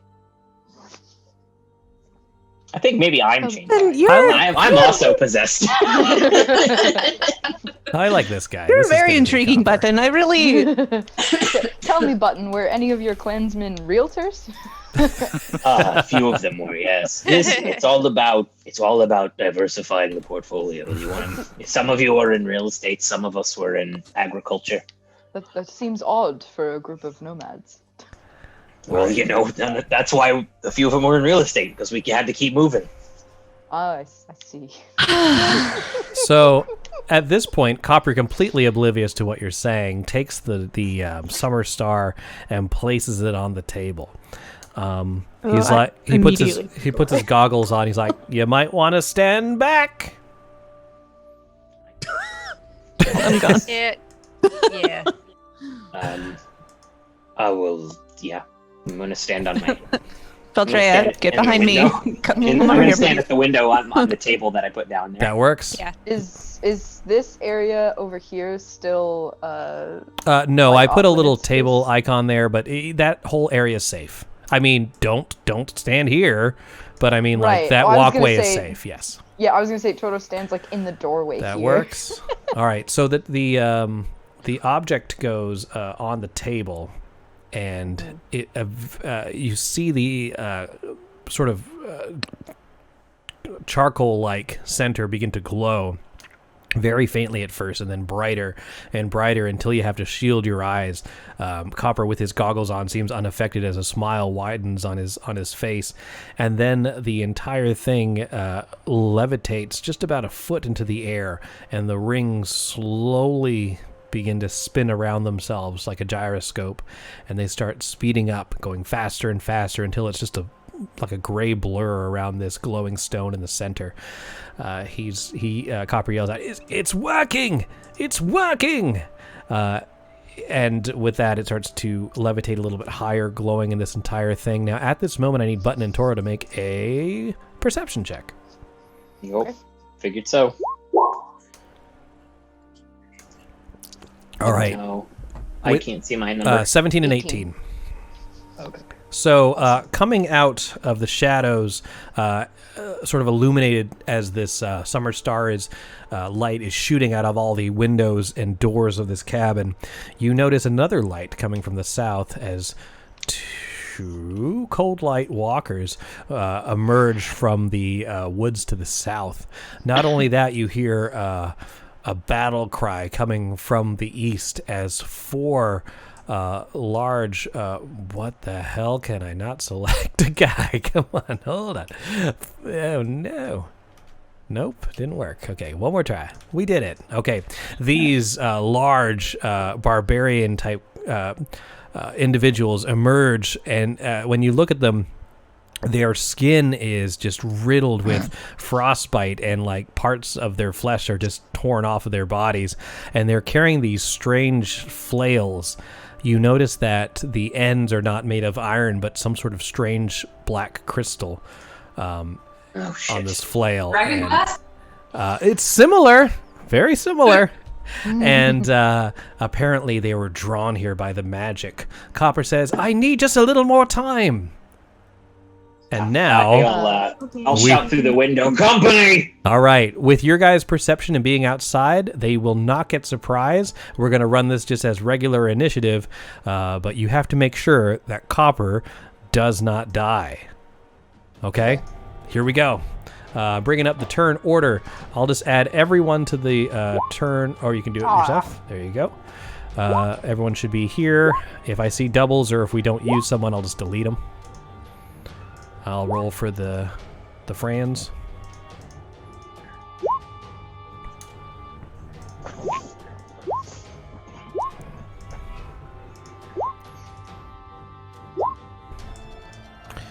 And there, and there. Okay. Oh, 4. And let me take a look at what we got here. I'll get rid of the Toro's not there. Copper does not get an initiative. No, Toro's in there twice. Yeah, I got rid of the 0. Oh, okay. Yeah, somehow I rolled twice too. I got a 19 and then a 4. Natel, I just see a 4 in there. I don't see No, it. 19 is the first one. It's actually right above Leif's. Oh, you must have double clicked. I'll give you the 19. Okay. If that was the first one you rolled. What about? Do we need Sigrid in there? No, Sigrun just mostly just sits on my shoulder. She's All right, fine. but I'll keep Leif on there. It looks like we're all in here. Everything good? Yes. All right, I'm going to descend the turn order, and Button, you get to go first. I like that. You know what? Second verse, same. No, I'm not gonna do that this time. I'm gonna charge down these stairs here with my cat-like amazingness. Okay. End up there. Oh. Gonna rage. Okay.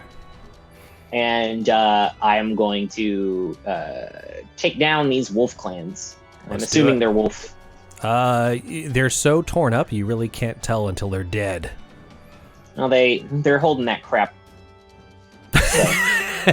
Well, okay. Moving on. Yes, you can assume. 14. Were you recklessly or no? Just 14, right? No, 14. All right. Was it the one to the left of you, or? Yes, it was. Okay. I didn't. They're the same. It doesn't matter to me. 14 does hit him, so you do. Sorry, I'm catching up on this. 15 points of damage. Let me double check their resistances because I have not run this monster yet. Nope, they take it all. So that's 15 damage, and I'll put it on him. Boom. Oh, that's a tiny little sliver. And second attack. Yeah, 11 more damage. As you're hacking away to them, it looks like they're almost not feeling pain. Like you're definitely damaging them, but they're just so enraged that it doesn't slow them down. Anything else? No. Okay, with that, it's Natel's turn. All right. We're going to come over here. Pop out there. And we're going to conjure a polar bear. Okay, the little Were you able to full get that frame. far? Oh, no, I'm sorry. I forgot this one blew up. Or you guys tore that window up. Yeah, you're totally fine. Polar bear, you said, right? Yes. All right, let me get them there polar bears. Polar where? God damn it. Okay. Polar there. There, castle. Okay. All right, hold on a second. Right. Controlled by... Hold on, I need to go into the character. He's a big one. Yeah. You should have control of this polar bear, Angela. Okay, cool. We're gonna conjure him. He can't be like in a tree, so we'll plop him right there. That works. Do you get to use him right away, or he gets an initiative? He gets his own initiative. All He right. is his own little fey bear. All right, Or go big ahead fey and bear. roll his initiative. He should be in the turn order now. Okay. All right, a 9, that works. So I'll put that in there for him. And I'll descend and then go back to Natel. And with that, if that ends your turn, it goes to Valtreya, unless you have something else. Nope, that's it. All right, Valtreya, your turn. If I go to this window and lean out, can I? Yes, that one. Sorry, my map just went. Can I shoot this guy? This guy here, yes. This guy, no. Okay, yeah, that's who I was gonna go for. All right. Okay, so I'm gonna run to the window and I'm gonna shoot Chaos Bolt Okay, at that guy. that works.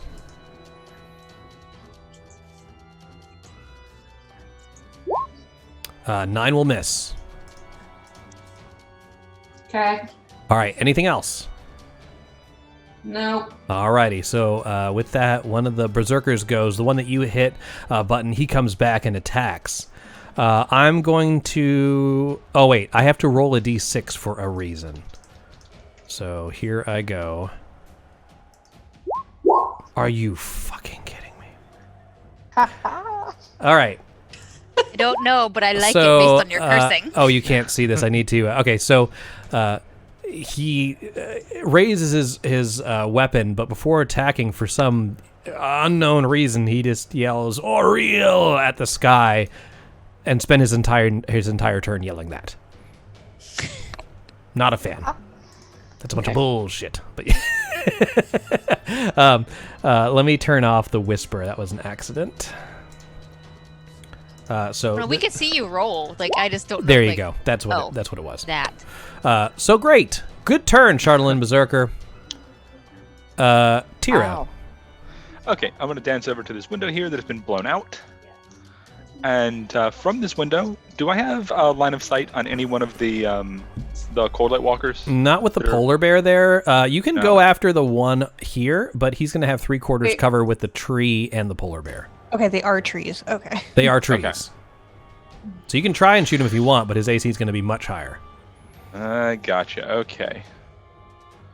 So what we are actually going to do, I'm going to point at him. It's Okay. not an attack. It is a spell. Okay. Must succeed at a Wisdom save, DC of 15, or takes 2d8 necrotic damage, or 2d12 of missing any hit points. Basically, this is Toll the Dead. Oh, okay. Got it. All right. Here goes. Let me just bring up his sheet. You said a wisdom saving throw. Here goes his DC of 15. DC of 15. Let me make sure he's not whispering. Good. Here we go. 23. Oh, that was a crit success. Oh, yeah. Alrighty. Well, it takes no damage then. In All that right. case. Anything else? No, that's full movement speed, and that's an action to do that though. But I'm actually going to. No, for right now, we'll actually hold off. All right, that works. The Cold Light Walker to the south is going to go next. It's going to move here. Let me measure before I commit to that. Yeah, 20 feet. That's fine. He's going to use Blinding Light on the Polar Bear. Polar Bear, you got to make a DC 14 Constitution saving throw, or you're blinded. Oh, that's rude. They're already endangered. Constitution saving throw. Correct. So if you don't have one under your saving throw list, you just roll regular con. Okay. All right. So is cons a +3, or Let's see. so do I just roll a d? Like you just click on the word Constitution and it'll roll it for you. Well, he doesn't have a character sheet. No, he does. You should have access to it. So if you click on the Dudimical, the polar bear, Alt double click. Yeah. Alt double click. My band. Not doing anything. Not doing anything? Let me make sure I have you. Yeah. Can be edited, controlled by Angela Jones. I don't know. Okay, well. I get the token settings that comes up, but that's it. And you held Alt down and double clicked? Alt double click. Oh, okay. I'll roll for it really quick then. Con save. 12. No, he is blinded.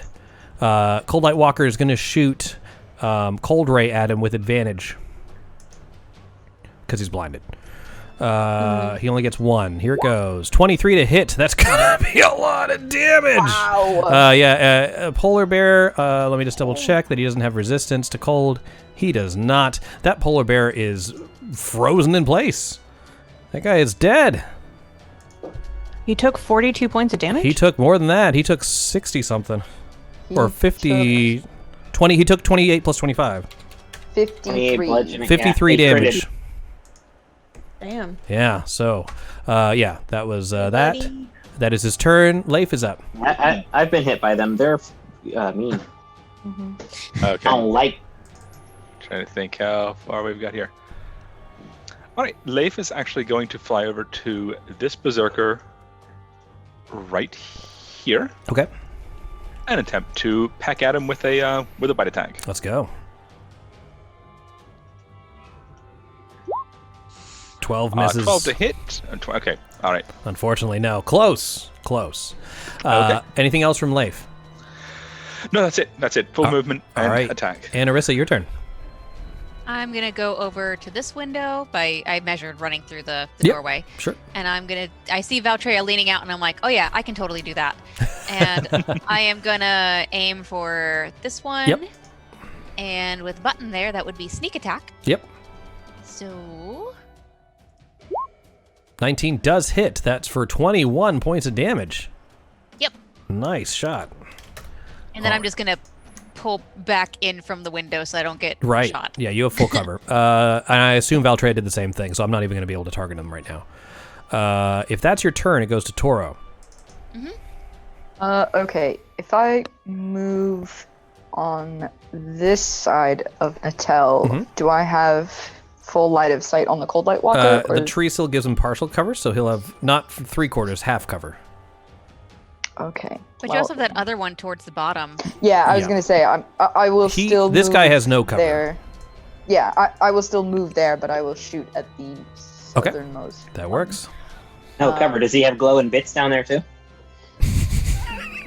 Yeah, it's open on the top and the bottom. No, it's just that scene from Beauty and the Beast where he's like transforming and literally light just comes out of every orifice. Is that what's going on? Be our guest. All right. Oh no, I don't want to see that. Go ahead and take your shot. 8 misses. No. Anything else? No, that's it. All right, Charlene Berserker. Don't roll a 1. Okay, thank you. So this Charlene Berserker is going to attack Button. Obviously. He's going to move here and attack Button. Wow. 3 attacks with the melee weapon. Here comes the first. 13. Misses. 14. Misses. This is going to be a 15, I know it. 23. Misses. Nope. All right, take 8 bludgeoning damage and then make a Constitution saving throw. All right.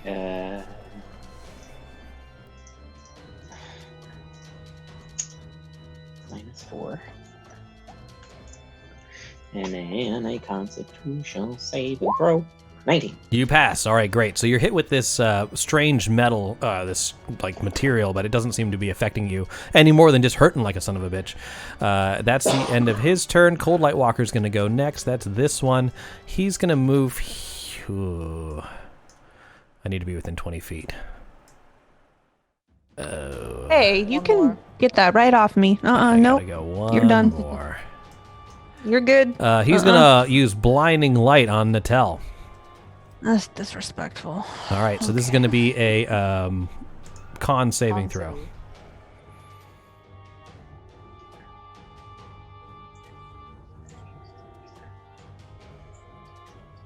Uh-oh. Oh no. We do have an inspiration. I think you used it, didn't you? No. Oh, we have another one. Okay, you just got another one. All right, great. I'll add that to the list. So, do you want to use it now? I mean, if you guys don't mind. I say go for it. He did a lot of damage Go ahead. to the polar If he bear. does what he does to my polar bear, I will literally just die. I think That's he it. crit on the polar bear. I did crit but on the polar bear, also- but it's still he doesn't. Okay. But even just half of That's that's an advantage. He does. Yeah, will kill me. Yeah, if you're blinded. All right, so you're con again. Cons. Oh, sorry. Oh. Okay, so you were effectively blinded. Now he gets to shoot his cold beam at you, and this time he gets to do it with advantage. Great. Here he goes. 9. Oh, thank God. Well, shit. He's like, I've blinded you. Now you're. Oh no! And he falls over. All right, that is the end of his turn. Charlene Berserkers are going next. This one's gonna swat at Leif, but first he's gonna roll a d6 to see if he just doesn't do shit. He doesn't do. Yes. He's like, Or misses, real. he's I'm just like, really "Burn." upset. So he's like, I'm a berserker. All right, so he doesn't do anything. Great. Let's go. Oh, wait. First, I need to roll to see if he also sucks. Okay, no, he doesn't suck. So he's going here and he's attacking Button. 3 attacks. First one. What is that? 16. Hits. Take 8. If you're raging, you take half. And then con. 17. You're good. Second attack. 14. Misses. Last attack, 20. Con save 20. All right. Great. So, All right, so I've taken 8 damage for the total there. correct. And that is now back to the top of the round with Button. You're surrounded by dudes.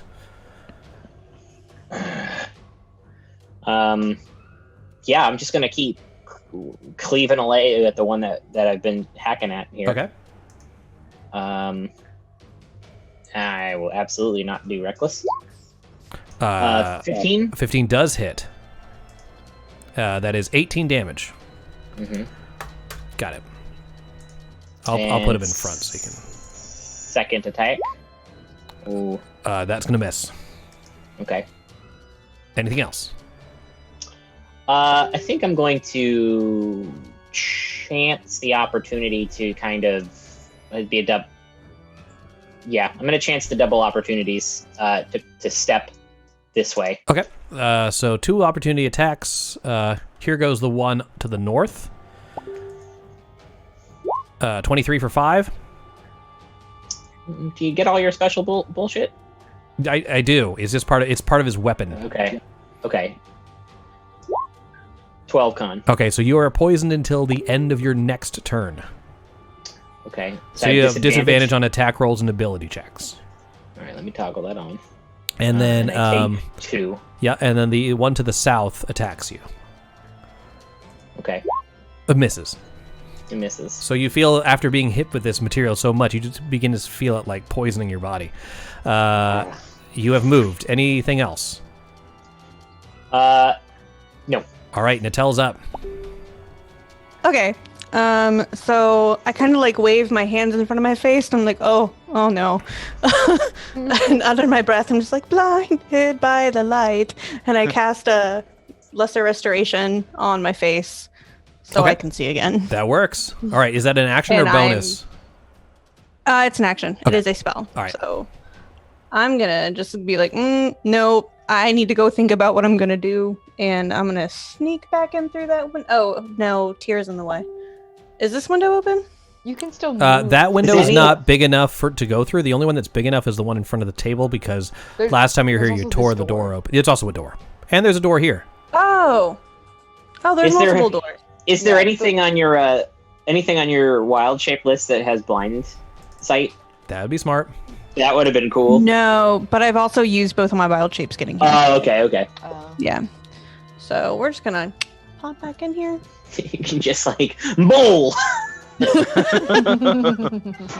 That'd be amazing. Oh, so for those of you in the chat that were talking about the blinding light, I actually read it wrong. It's more powerful than I thought. So I'll put it in the chat. I shed light up to 20 feet. But as a bonus action, I can target anyone that I can, in its bright light that it can... No, I did it right. It doesn't have to be like upsy downsies. It's a dome of light. You just have to be in his aura for it to target you. So yes. Yeah, 20 feet, elevation does not matter. Okay? All right, cool. Anything else to tell? No, you're done? Because then I'm going to go to Valtreya. You're good. Okay, Valtreya's up. Okay, is it a 20-foot drop from the window? Correct. Can I fit through the window? No. The only window that's big enough to fit through, well, I mean, it's not like an arrow slit. Yeah, I mean, like, we fit through the other window. This window makes sense because it was torn open. Yeah. Well, You guys, I mean, like, the only widened it. reason that one was torn open was for Mirnix to fit through. Yeah, that's rest true. of us- That's true. Okay, rest yeah, of us sure. I'll don't. let you jump out the window. Okay. And sorry if I didn't allow someone else to. No. Is it a 20-foot drop? Or It is a that 20-foot drop. Cool. Do you I'm gonna guys- sprout wings. Okay. Oh. Nice. So yeah, Do you guys remember Aeroslit's famous song, Janie's Got a Crossbow? Continue. Trying for that fun inspiration. It's going to have to be a real good one. Okay, so I'm gonna sprout wings. That takes an action. I'm going to move. I believe I could get to here. Damn it, I should have said if you thought that would give you inspiration, dream on. Just to continue the Aerosmith. Sorry, keep going. You get I hate it here. I hate it here. It hurts me. Guys, unlike that song, we do want to close our eyes. And I'm going to use Oh, why aren't you... meta magic Okay. to cast the spell. Sorry, my shift ping is not working on my... Continue. I'm sorry. Meta magic to cast a spell. Yep. Let's do it. I'm gonna shoot at the guy in front of Button because Okay. he's the only one I can see. Okay. I'm I mean, gonna you go could target this guy, but he has 3/4 cover. Yeah. No. This guy not yeah. Okay, cool. This guy, got it. Yep. Oh, I'm on the wrong layer. That's why it's not working. 24 to hit definitely hits, and that's going to be what? 29 damage. I need to know the type. Yep. You got a 2 and a 1.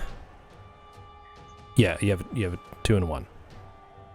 Okay. Or do you? What's it? Am I reading No, that? 6 and a 7. 6 and a Six. 7. 6 and 7. Sorry. Okay. Yeah, 6 and 6 and 7. 6 on the next one. Yeah. Why did it hit twice? Oh, because I did a higher level. Higher pass. level, yeah. Does that mean it twins? No, it's all that damage to one person. I Okay. guess that's how Chaos Ball. I mean, you'd have to put the thing in Wait, there. did you roll doubles on your d8s? Nah. Is 6 and 6? Yeah, 6 and a 6. 6 If and a it's 6 6? and a 6, then it does twin. Yes. Okay. If you roll doubles on the d8s, it twins. Oh, that's a Yeah. okay. That's a sorcerer thing. Yep. Okay. It's how the spell works. Oh, it is. Yeah. Okay. Yeah. Just tell me how much damage my friends take. Okay. So I'm gonna do him and the guy next to him, and it's gonna be fire damage. Okay. And they both get the same amount of damage. Okay. So they both take 29. Yes. All right. Jesus. They don't like that. I'll tell you that right now. Boom. All right. So yeah, the one that Button wrecked on is looking pretty rough right now as this fire just erupts all around them. Great shot. Anything else? No. All right. Charlatan Berserker is going to roll to see if he shits the bed. He does. Good. Love that for us. Bless me with your endless night while I get my ass kicked. Tira, go ahead. All right, I'm going to go ahead and cast Hex on the Cold Light Walker down here. All right. And we're going to attempt to hit twice with the Eldritch Blast. Okay. As it is now firmly in our sight. All right, 21 to hit. Yep. For Ooh. 12 damage. The Hex is not an attack. It Yeah. rolls That's that fine. for some reason, but it's No 5 problem. necrotic damage. So 12 damage total? Second shot of Eldritch Blast, 13 to hit. 13 is his armor class. Okay, so hits for an additional 11 damage. Okay, and I'm just double checking the type of damage. It is force and necrotic. Okay, cool. Force and necrotic. Yeah. Another how much damage? Sorry, 11? 11, yeah. That should be a total of 23 altogether. Got it. And then Boom. I'm actually going to step back from that window then, so that I'm not in the way of everybody else. Looks good. All right, Cold Light Walker goes next. Goodish.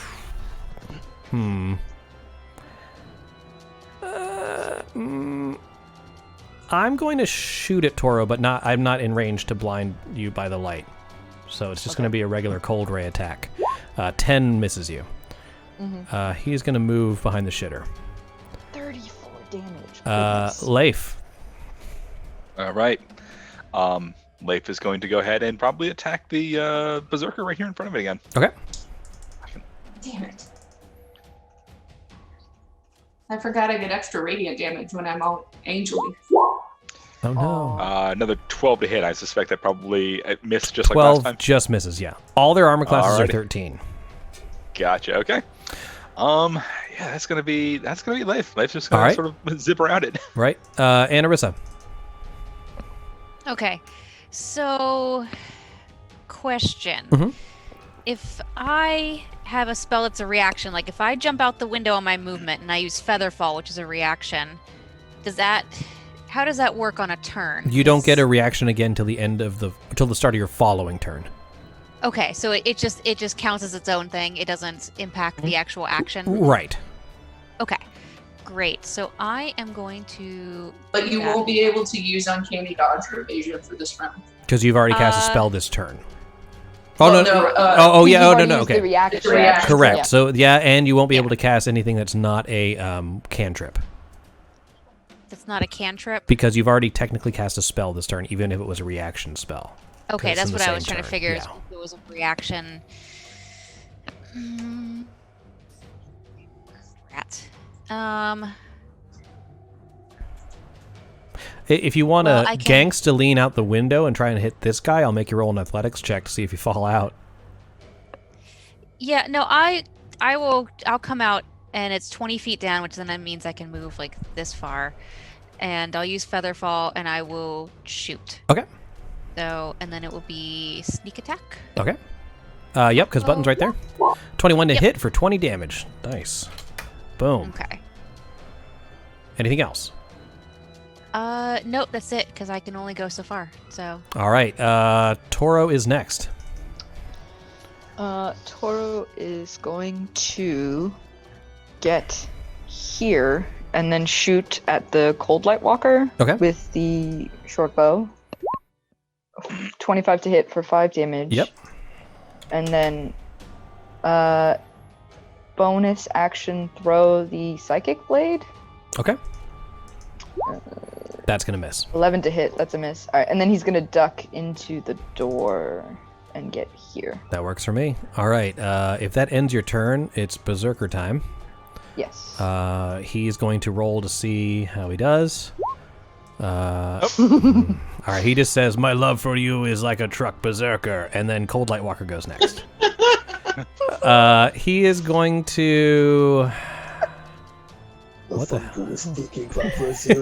What the hell is he gonna do? He's gonna move here. Actually, let me see. Let me see where 20 feet is. He'd have to go here. 5, 10, 15, 20, 25, 30. Yep, that's 30. Okay. Couldn't help but notice that you were on my character there. Yeah. I mean, literally, he can't see anyone else. And the only way up is these stairs. He's blinding you by the light. Con save? Mm-hmm. Save, right? Con save, correct. Oh, you are wrapped up like a deuce. He gets to attack you with advantage. Inspiration? You have none. You have none. It was used. And you make a rule that we can't inspire ourselves with points, right? Because you can do it through puns. All right, I am. What was I doing? Attacking me. Attacking you with advantage. Yeah. Sorry, I got distracted. Cold Ray. 22 for 21 cold damage. Fuck. Okay. All right. And that is his turn. Charlene Berserker to the south, checking to see how much he sucks.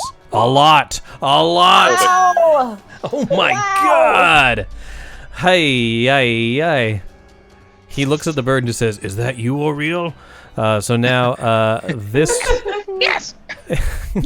Hey guys, look. You should roll a 1 as well. Actually, speaking of which, this guy's going to roll to see if he sucks. He does not suck too bad. 5, 10, 15, 20. Here we go.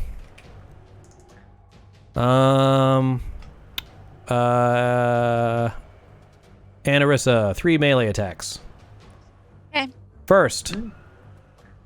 Actually. His next turn. That's ridiculous. I'm recklessly attacking you. Okay. 3 advantage attacks. All attacks against that berserker have advantage next turn. I'm going to give him a little strongman icon to show that he is reckless. First attack. 21 to hit for 9 bludgeoning damage. Okay, and you said it's a con save. Mm-hmm. Okay. You're fine. Second attack. 22 for 5 damage. Okay, and then another con save, or do I keep the same one? No, okay. Every time. You're good. Last attack. 22 for 8. 19. Okay, you're not poisoned. You just took a lot of damage. So 14, 22? Is that what that is? Yes. Yep. Okay, just making sure I've got that right. And then it is Button's turn. You have disadvantage until the end of this turn. For the poisoned, and I'm technically blind, but I can't be double disadvantaged. You cannot. So, I will, I'm going to kind of skirt around this way and just start swinging recklessly, which should bring me to normal. That's correct. First one is going to be against the one I've been base to base with. Okay. Here. This is the one you actually wailed on at the beginning. Yeah, I know. Okay, gotcha. I'm trying I'm like cleaving as I run around. That works. All right, 15 damage to him. Oh. He's still alive. Yes, I see that.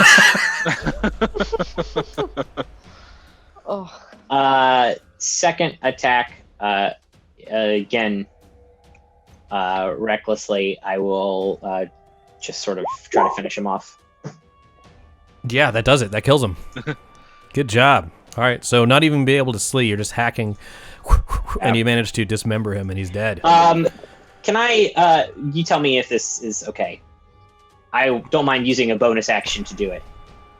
Can I keep my eyes closed? Yes. Against the blinding light that's probably going to come against me again? Yes, however, You'll effectively be blinded still. That means because your eyes are closed. So I close my eye. Yep. Because I only have the one. Right. I'm still blinded. I know that, but I know that the beam is going to come at me again. Can I I can't double blind you. It's like the stun thing. I won't be able to blind you a second time. I guess I could with another guy. Well, because you're taking precautions, I won't blind you again. It'll still be the start of my turn that starts it. All right, cool? Yeah. All right, that works. If you're going to do that, I'm going to count that as your reaction because you're reacting to this. Yeah, sure. Whatever Does that work? Yeah. All right, cool. Yeah. Anything else? No.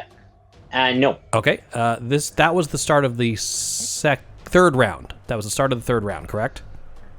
Yes. Because you're at the top. Yeah. All right, cool. Natel's up next. All right, let's go. We are going to summon 2 crag cats. Okay. Let me get you some crag cats. One right here. Okay. Where are you? I forgot about that. Where be them crag cats? Here they are.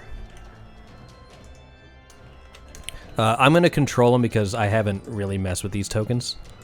But you point and I'll put them where you like. Okay. Yeah, 1 here and I need 1 there. Is that correct? That's fine. I mean, I can shuffle to the. Yeah, that's fine. Okay, cool. They get their own initiative, right? Do they initiative Get together? their own initiative. Or do they each have their own individual initiative? I'm gonna leave that up to you. I'd prefer to run them as a group because I'm getting confused. Yeah, I'm fine with that. All right, here they are. They got a 5. Oh, I gave him a 5. You got a 1. Between the two of us, we're golden. All right. So, all right, descending and then going to Natel. Natel, is there anything else from you? Hold on, let me get over there. Nope, that's it. That's all I'm gonna do. All right, Valtreya, you're next. Okay. So I have healing hands, which is a racial trait. It's not a spell. Okay. So if I were to cast the spell as a bonus action, could I then use healing hands? Or Yes, is that because it's a still racial not a trait. spell? Because you're not casting a spell. Yes, you can do both. Okay.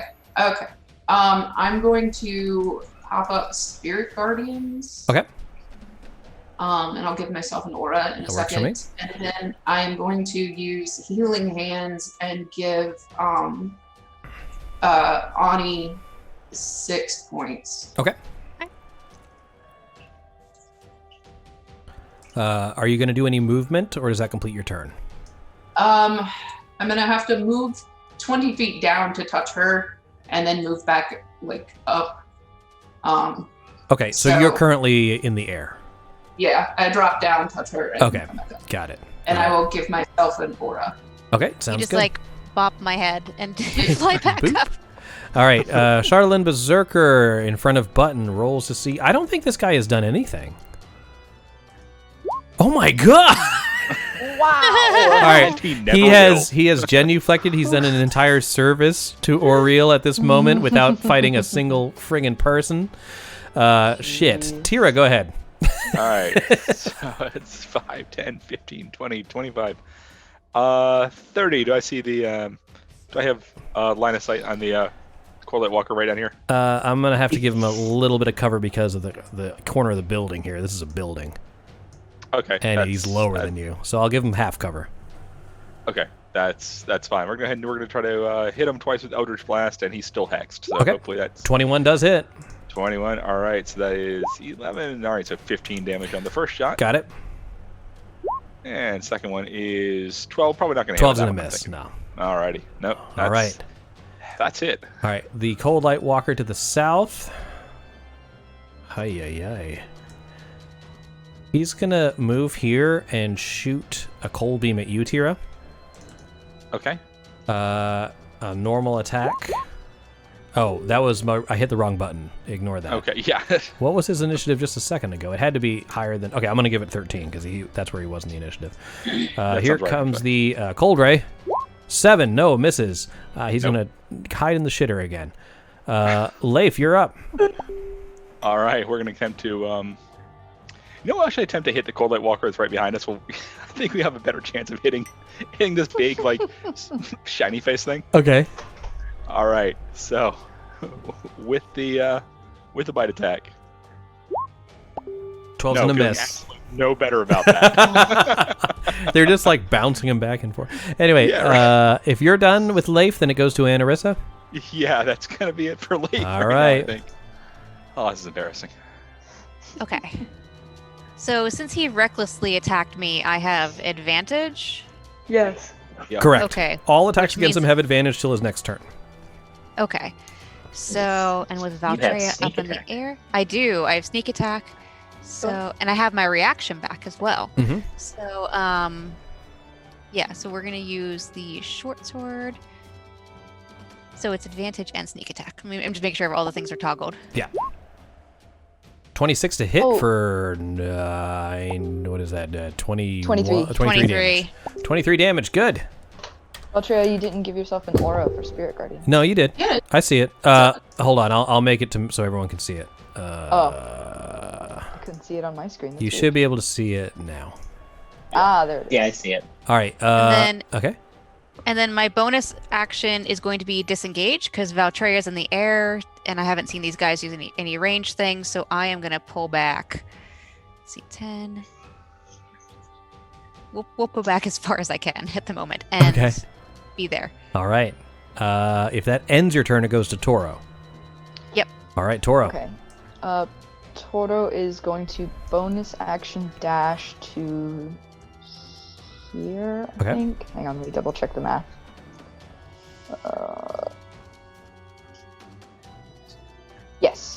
with Tira as difficult terrain. Right. Okay. And then he is going to shoot at this berserker. Okay. With sneak attack because Button is there. With the short bow, 14 to hit. 14 does hit. 13 damage. Sweet. Oh, you're 13 not, You're not damage. gonna like that. No! Sucks, doesn't it? I was trying to save you, Button. But Is that your only attack? Yes, because I used my bonus action to dash. All right, Cold Light Walker directly in front of you is going to use blinding light. So Constitution saving throw, Toro. All right.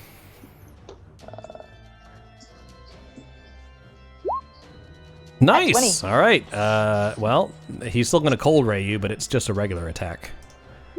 15. Okay. Okay, that hits you. 15 damage. Yeah. Cunning action to. What is it? What's the ability called? This is called. I don't think you can. You would have uncanny dodge. But uncanny dodge. So how does that? What is the exact thing there? It's not like the berserk thing, right? It's just any attack. When an attacker makes hit. When an attacker that you can see hits you with an attack, you can use your reaction to have the attacker's damage against you. Okay, that's fine. So you take 9. Yep. What does he want to do? He's gonna move back. Crag Cat, both of them. Attack of opportunity from Leif. Oh shit! I didn't notice that. Yep, go ahead. Mm-hmm. All right. That's my. Oh shit! Crow. 11 damage. Hey! Yeah. So part of that is he needs a Constitution saving throw, DC of 11 to take half poison damage. Okay, DC How does 11. it feel when they have to make the con save, huh? Let's find out. Yeah. Just fine. Okay. Yeah. Okay. So 8 damage total then. Okay, got it. I 8 damage. I already gave it to him. Okay. All right, cool. Let's see. Crag Cats, both of them. Just tell me what you want to do, right. Angela, and I'll roll it. All right, so we're gonna have this one come up on here and attack this Cold Light Walker. Do you want me to roll the damage? I can do it. I didn't see your ping. Are you attacking the one next to the shitter? Yeah, this one right here. All right, cool. And you're doing. Where's his sheet? Oh no! Now I can't access it. Oh, it's here. I got it. It was hiding. He just has bite and claw. Yeah, I'm gonna do Or he could pounce. Claw attack. Did he move 20 Well, feet? yeah, I'm gonna do the pounce. Oh, You okay. have to claw. Yeah, that's why I did that. All right, I cool. want him to be more than 20 feet away. All right, here comes the claw. 14 will hit for 11 slashing, and then I have to make sure I'm not knocked prone. Here is my strength saving throw to see if I am okay. I am. So Okay. I take the 11 damage. Let me mark that and down, then- and then you go with the other guy. Yeah, the Krog Cat's gonna go after the other Cold Light Walker. Okay, and I think he's also 20 feet-ish. Yes, he is. All right, let's go. Is that where you wanted him, here, or...? Either one's fine. Okay, Doesn't really matter. that works. All right, I'll roll the claw attack. Here he goes. That's going to be a crit hit, 14 damage. Ay. And then I have to roll my strength save. I fail, so I'm prone. You get to make a bonus attack of a bite. So here comes the bite. 22 for 6 more. Holy shit. Ay. Okay, and he's prone as well. Not good. Ow, my back. Okay, cool. Got it. So, we're almost done with the third round. Chardalyn Berserker goes next. He is next to Leif. He's going to roll to see if he sucks. He does not suck. He's going to attack Leif. Because I underestimated him a second ago. I'm going to recklessly attack. Beat the shit out of this bird. All right. Angry. And here comes the first flail attack. 9. Misses. 25. Goddamn hits. All right. And that's going to that be is 17 damage. Okay, so that is it magical damage or is it just a mundane weapon? The flail that he has. It is not magical, but he's still affected by the... Well, I don't know if he's immune to poison. He is, as a matter of fact. Okay, then he's not affected by this, but he does take. It's regular Half bludgeoning damage. damage, so he'll take half if he's resistant. He is resistant to that, so All okay, right. so that is 5. Okay. Okay. Well, it's 11. What is that? So it's 6, but he's 5 he's- plus 3. No. he's all right. So if it's poison damage, I assume. Okay. He does 1d8 plus 3. Why is it rolling? Oh, because I critted. Because you I critted. Okay, Yeah, gotcha. both of those are bludgeoning damage. Yes, both of those bludgeoning damage. So you're right. You would take half of 17. Okay. So I'm gonna say is that 8. 8. Okay. Cool. So that puts us down to. And that was my second attack. I have one more. All right. Slam the bird. 15. That does hit. 7 damage. Half right. that, so 3. Yep. So Leif pops out of existence, basically. Oh, poof. All right. I'm We'll just put him off to the side or something. That works. I'll just hide him in the ethereal realm. Yes, Yeah, I did there. it. Slam bam. All right. Now, this Chardalyn Berserker. He can't reach Valtreya.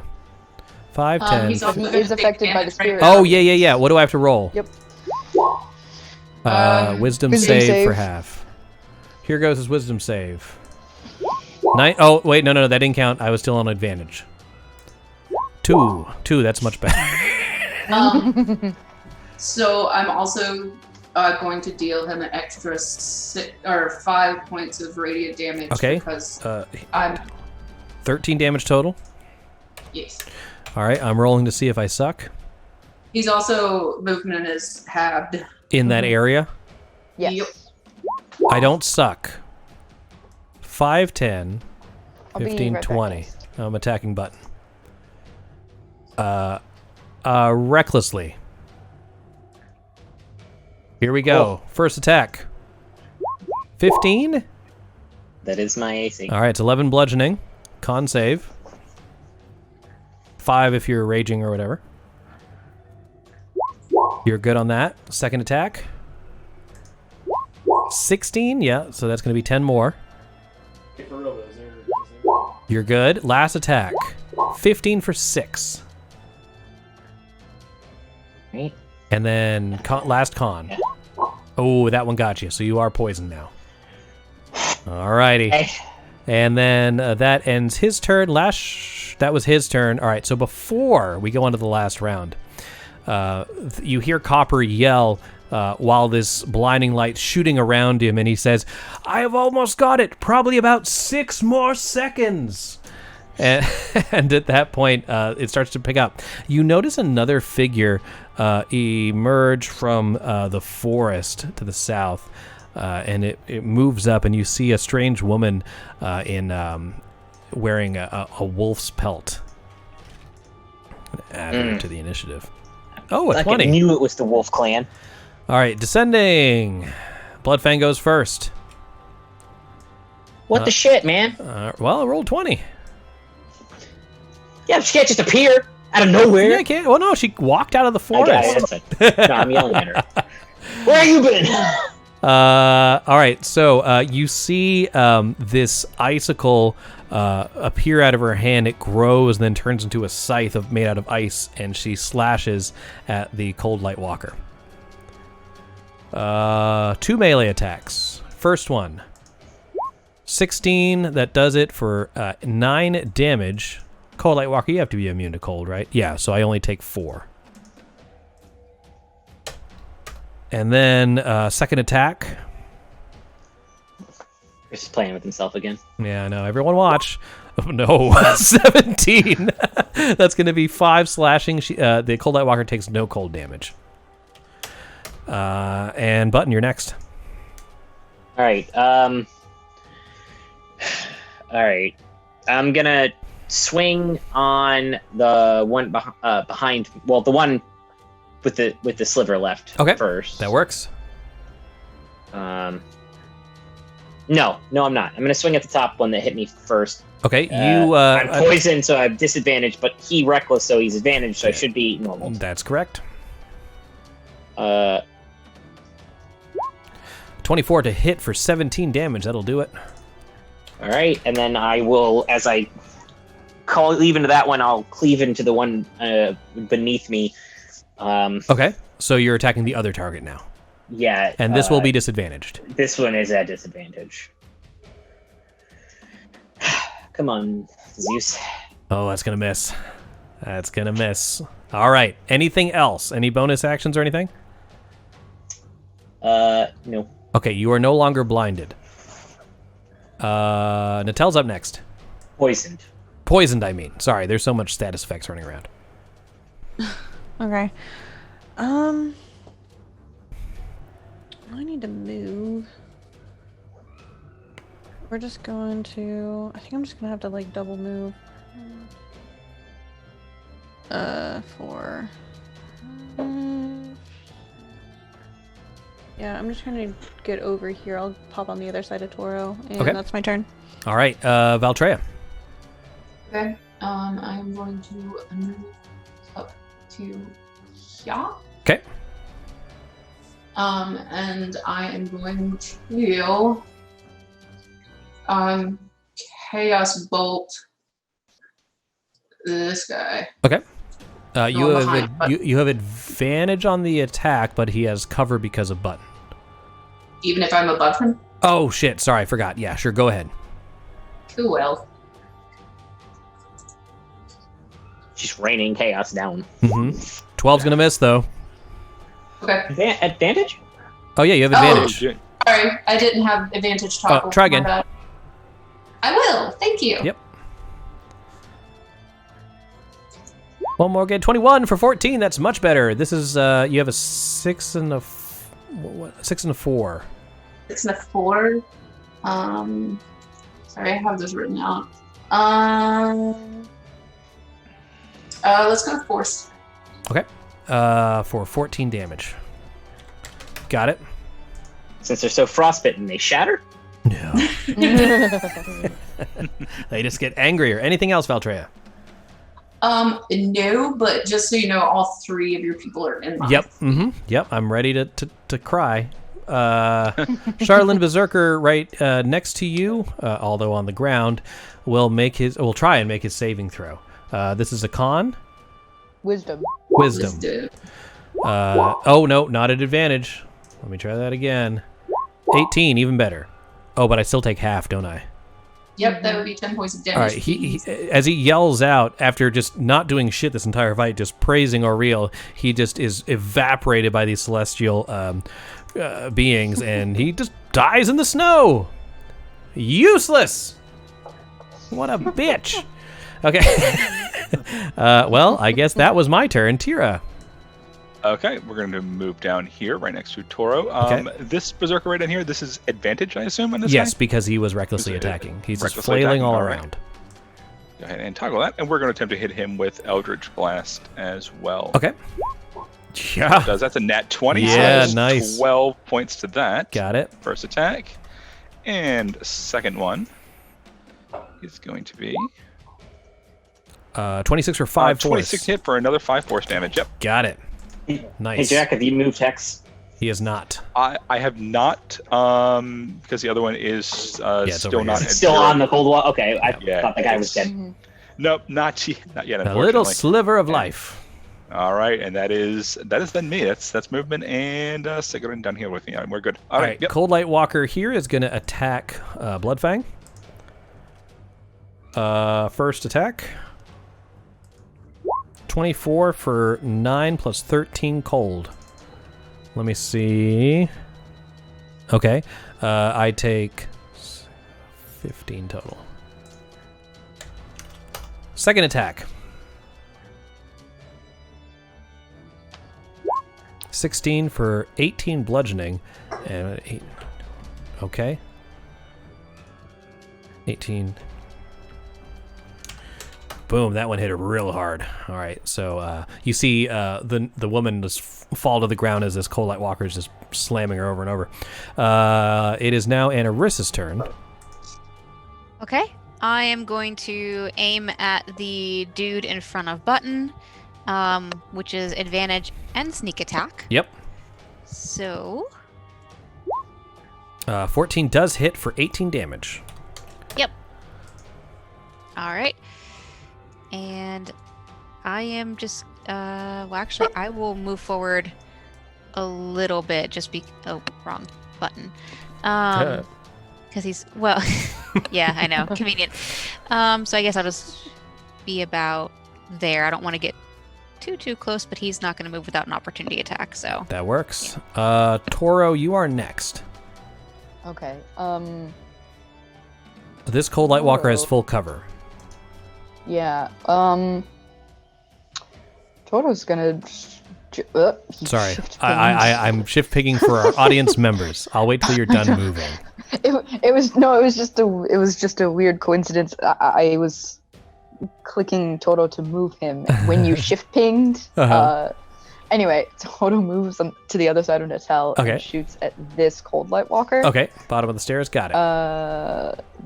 Let me make sure, sneak attack. Yes, you have advantage because he's reckless. Yep, that's right. All right. With the short bow. 13 is his armor class, so 13 more damage. That's enough to kill him. Damage. All right, so excellent. You kick a snowball off the top of the platform, and it hits him right in the face, and he dies.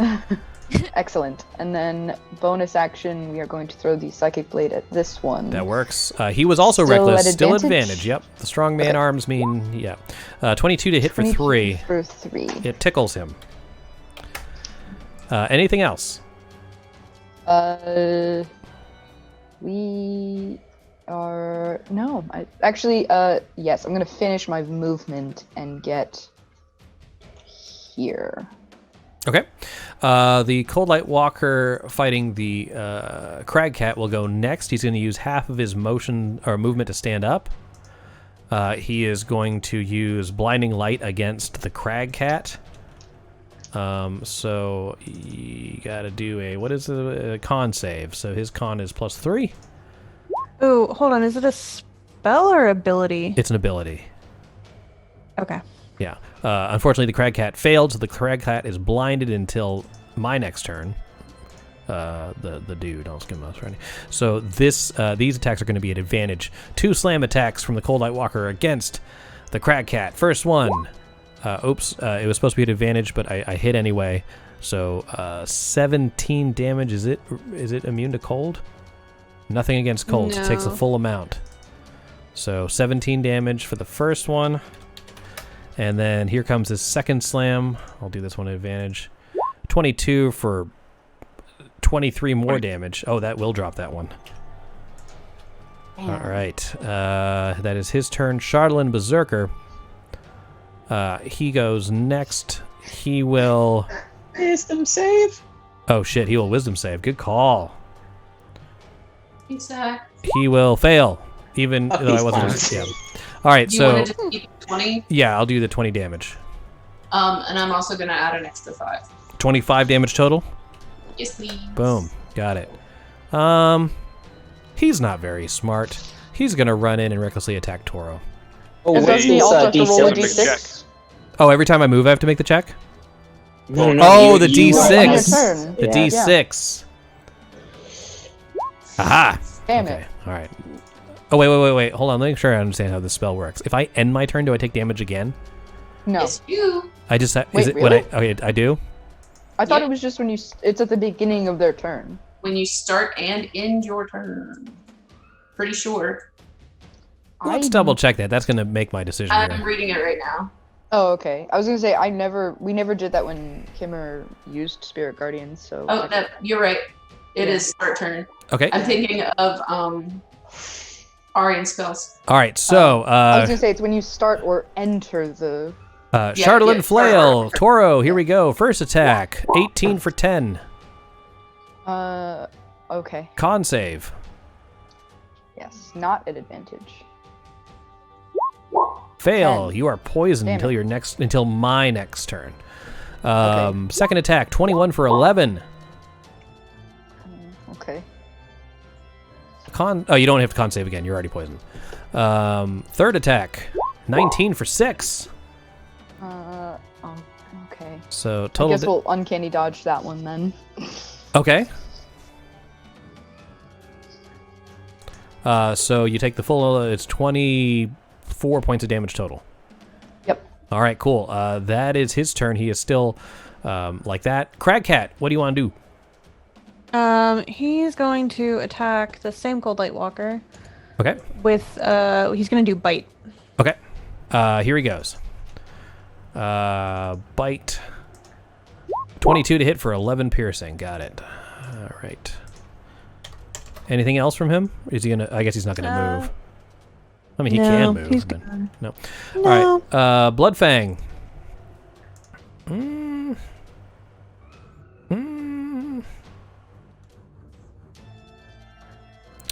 No. All of this is too intense. I'm just going to go ahead and keep going with the attack. 2 melee attacks. First one against the Cold Light Walker.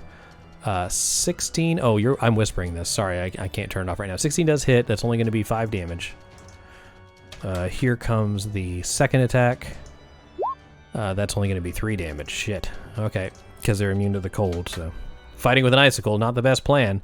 We're getting close. Oh, that was the 4th round. Okay, so at this point, the light bursts out of the top of the cabin. The entire roof of the cabin explodes, and you see this bright sun pierce outside of the darkness around you, just in a small cone around the cabin itself, radiating down, and the snow begins to instantly melt. All these creatures are going to be taking a lot of damage at the start of each of their turns. Okay. That was Bloodfang's turn. Button, you're next. All right. Button is, let's see here. I'm going to run around out of reach of the Berserker. I recognize this woman. You do not. I don't? Roll a history check, actually.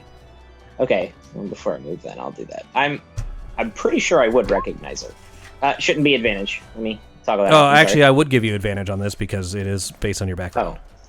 Try that I again rolled if you. I rolled it at disadvantage. Roll it at advantage. Okay. Nope. Okay. She seems familiar, but she's a little older, and even though she's wearing pelts, they don't seem to be the traditional Reghead tribe pelts. Okay. Well, I'll run and I'll skirt into where this Cold Light Walker is. Okay. And try to assist her. All right. In her takedown. Still a raging. I will get an Oh no, you went around. You said that. Sorry. I went around. Go ahead. Yeah. Mm-hmm.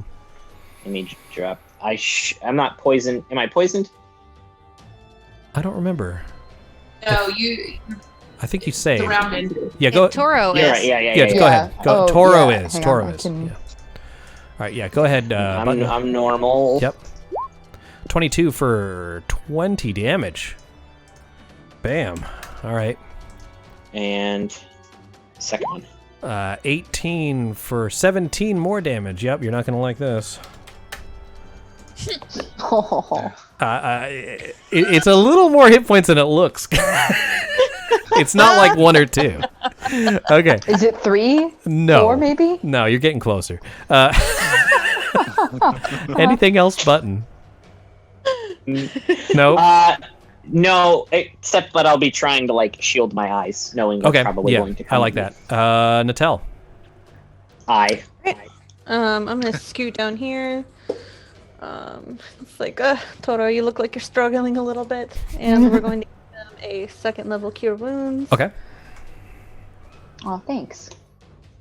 Right, there we go. Let's not roll double ones. Actually, 14. With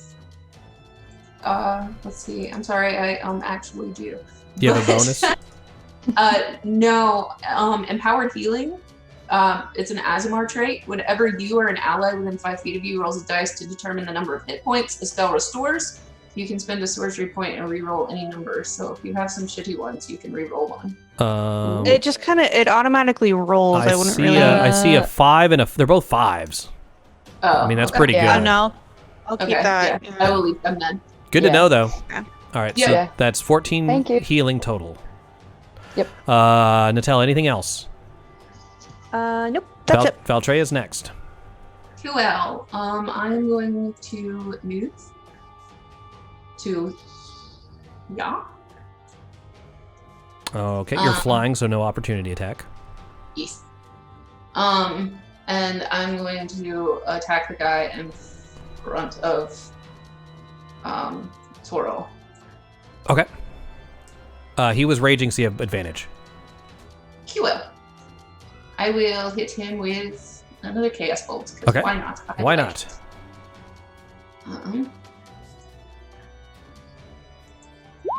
16 for 12, and your choices are 2 or 7. Let's go with Psychic. At advantage Psychic. if you want to try for that crit. Yeah, go. Yeah, Oh. sorry. Yeah, try again. Yeah. Let's see if you get it. I'll do the higher. I'll do the 12 damage unless you crit. Okay. Sorry. Nah. So you do the 12. All right, cool. Anything else? No. Okay, so as you're flying through the air, shooting chaos beams down on these guys, Tira, you get to go next. All right, Cold Light Walker here in front of the Cragcat. Uh-huh. I am thinking that one's going to be the target of an Eldritch Blast. Okay, that works. I'm going to give him a little bit of cover because of the trees, but not much. Absolutely, that's totally fine. That will hit 17 for to 8. hit for 8. Has Hex on him as well, so that is 13. He had exactly 8 hit points. Nice. Blast! You Hadouken him right between the Blasted trees. through the face, yeah. That's and awesome. The next one actually is going to be the Charlatan Berserker. Right All right. here. We're going to go ahead and move Hex onto him. Okay, and you have advantage on this attack. Alrighty, fantastic. I'm going to go ahead and let's toggle advantage on. And Eldritch Blast. 23 for 6. 23 to hit for 6 plus Hex is another, so 12 Ooh, damage. 12 damage. Looks good. All right, great. With that, the Cold Light Walker goes next. Now, he seems to be shrieking in pain as the sunlight is just pouring down all over you. Everyone's eyes are just like sort of burning, having not seen the sun for at least a couple of weeks. Rolling radiant damage against him for 12. Oh, he dies. I was going to say, he also has... I'm sorry. He also has Yeah. radiant damage from me, too. So. Yeah, just from the showers Spirit down. Yeah, he is dead. Anarissa, you're actually next. Okay. I am going Who's left? to... Oh, just this guy. Just the Yeah. Berserker. So I think I did the... Yeah, I'm going to bonus action dash. Okay. Oh, hi. Okay. Why? Okay. Sorry, I just started moving all over the place. So I will, let's see, where did I... It was about here, yeah, with the thing. Okay. And then I'm going to shoot at this guy. Okay. So with, I think, sneak attack and advantage. Correct. You want to So... shift ping back to that, Chris? Because Sorry, thank you. no, that's good. It's tough for me because I'm trying to keep it in the view of the viewers, and Yeah, also- yeah. I understand. I was just looking at where I Anarissa appreciate. was, I and really was like, appreciate that. Now, because otherwise I see a Not snowy good. alley. All right, 12 I does didn't. miss though, unfortunately. Yeah. All right, anything else? Hold on. You had advantage on that attack. I had Yeah, advantage they and I did. rolled a... 10 into 12. Oh, okay. Yeah. And then if that ends your turn, Toro is next. That's my end of my turn. All right. Okay. Toro This frost giant is- attacks. That's a joke. Go ahead. Toro is going to pull out his short sword and attack. Out sneak attack. But you got And advantage, I do have advantage. which means you would have sneak attack. Yeah, Oh, you that's you right. automatically get it. Yeah. Sweet. Never mind that. I will retoggle sneak attack. Short sword. 24 for 18. That does it. You're not going to like this though. That's okay because I still have a bonus action with the psychic blade. Okay, all right. 16 for 12. That does it as your psychic blade stabs through the Charlatan Berserker, ending his life immediately. Everyone is shielding their eyes from this bright sun that has come through. Let me stop this and start. Hey, Seb, BT Dubs, you Yeah. only get sneak attack once around. Oh, that's right. Oh, Okay, you already so had a that- sneak attack? Either way, he Yes. had like a... It takes one fewer damage. I was Yeah, he had a silly amount of hit points. It's tiny little baby hit points, so... okay, but I only rolled a 1 on the psychic damage. So he might still be alive unless he has I don't... exactly he was one. going to He also be... probably has to make a save against Spirit Guardians. He and- has and Spirit Radiant. Guardians, okay, the alright. sun's out, he's just having a shitty day. Fair I enough. probably would have It was his rolled a turn. 1 out of Would've gone. 6. Yeah, he wouldn't have done Fair anything. So yeah, you are still the hero. Let me see here. I guess, if you insist.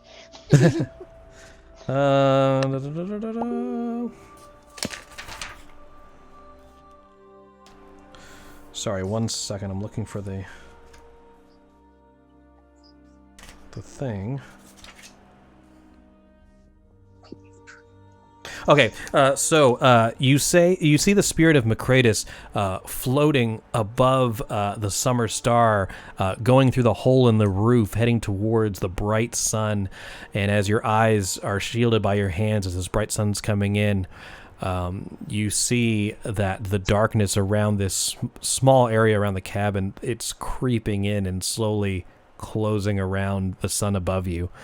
But before it can overtake the sun again, you do see his spirit sort of move through the opening into the sky above. And Copper, as you re-enter the cabin and see him in there, you just see tears streaking down his face, but they're not of sadness, of course. He just is happy to see his friend, find his final rest. We're not going to address this random chick that just showed up? Yeah, let's do that. I was just resolving one point at a time. What would you like to say to this random chick that just showed up? Sir, you look like one of the. You look like you're of the wolf. Once, maybe. My name's Yelsum Bloodfang. I was once one of the wolf tribe, but have since gone my own way. I was brought here by the bright sun. I haven't seen it in years. What power do you possess that you are able to break the Frostmaiden's grasp on Icewind Dale? We don't have any such power. I've seen it myself. Obviously you do. And you may be the one that is able to... hold on. You may be the one who's able to open the treasure vaults of Rhaegar Yavar, the Jarl of Jarls.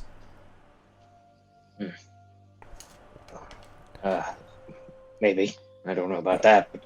She's like, it's a sign from the Jarls themselves. If you follow me, I'll be able to take you to the ancient Jarlmoot, where this treasure vault only opens at certain times. I'm sure you are the champions I've been looking for. Why did you leave the wolves? I saw what the Shadowlin did to them. But you were fine with it before that? I mean, it's the strong that survive. Right. No, Button is not interested anymore. That's fair. In Button, in your head, you hear Toto's voice, and he says, "Who are the Wolf Tribe? Why are they important?" They're. I'm allowed to talk back, right? Yes. They're one of the 4 clans of Ragged Nomads. Their alignment is a little darker than others. They are quite obsessed with that rock as well. But even before their obsession, they were not wonderful people. I see. All the cold White Walkers that we've been encountering, they were all wearing wolf pelts, right? So, you've encountered them and there have been one of 3 forms. Either they were wearing wolf tribe sort of pelts. However, the wolf tribe is very small and not doing so hot. The more prevalent one has been the tiger tribe, with like the saber-toothed tiger pelts on them. But you've also noticed that some of them are wearing just the garb of 10-towners, probably ones that have been sacrificed to Auril and then resurrected in her service as Cold Light Walkers. Gotcha. Okay, thank you. While they're all doing this like serious discussion, can I loot the bodies? Yes, you can. Let's see if they have anything. Good call. I mean, like, I feel like as I get by like the Cold Light Walkers that are by this chick, I'm like, thanks, by the way.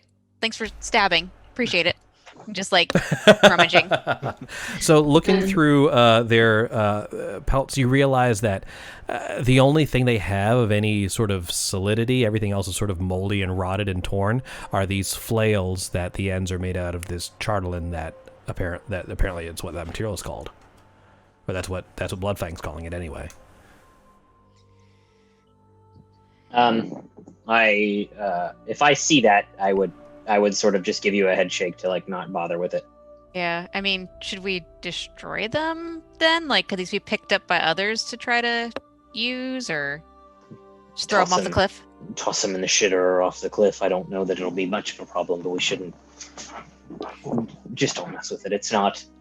Their obsession with it has led them into quite the despair. Okay, so I just throw them off the cliff, and I just like the sound of them pinging all the way down. Ting, ting. Yep, as they go down, they plinko down into the forest. So yes, those are thrown away. She says, well, I head deep into Icewind Dale. If you are brave, you will follow me. If not, maybe our paths will cross again. I mean, if we're going to do a dick measuring contest.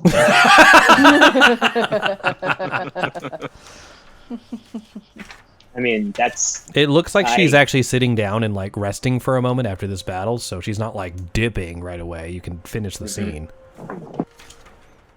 I can sit down, too, because I also kind of need a...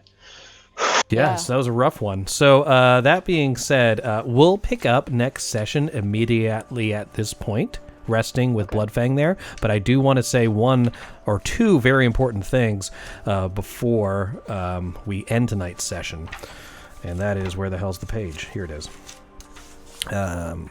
So as you regroup with Copper in there, and you see him just rejoicing over his friends, at first you feel disappointed. You made the sun appear, but only for a brief moment, and now the endless night has pulled it together. But Copper doesn't seem put out at all. In fact, he's like, "Do you feel that? It's the Morning Lord.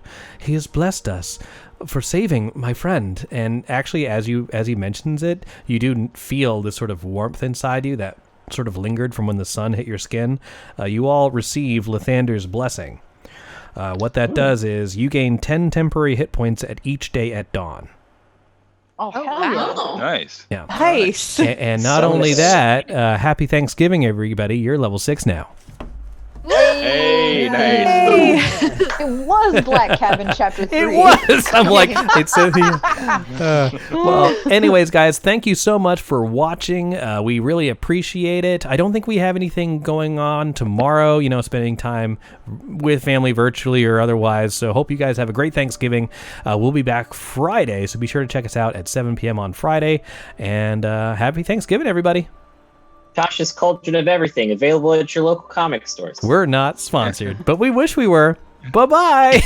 Just trying to sponsor local comic stores. Yeah. See you later. Bye.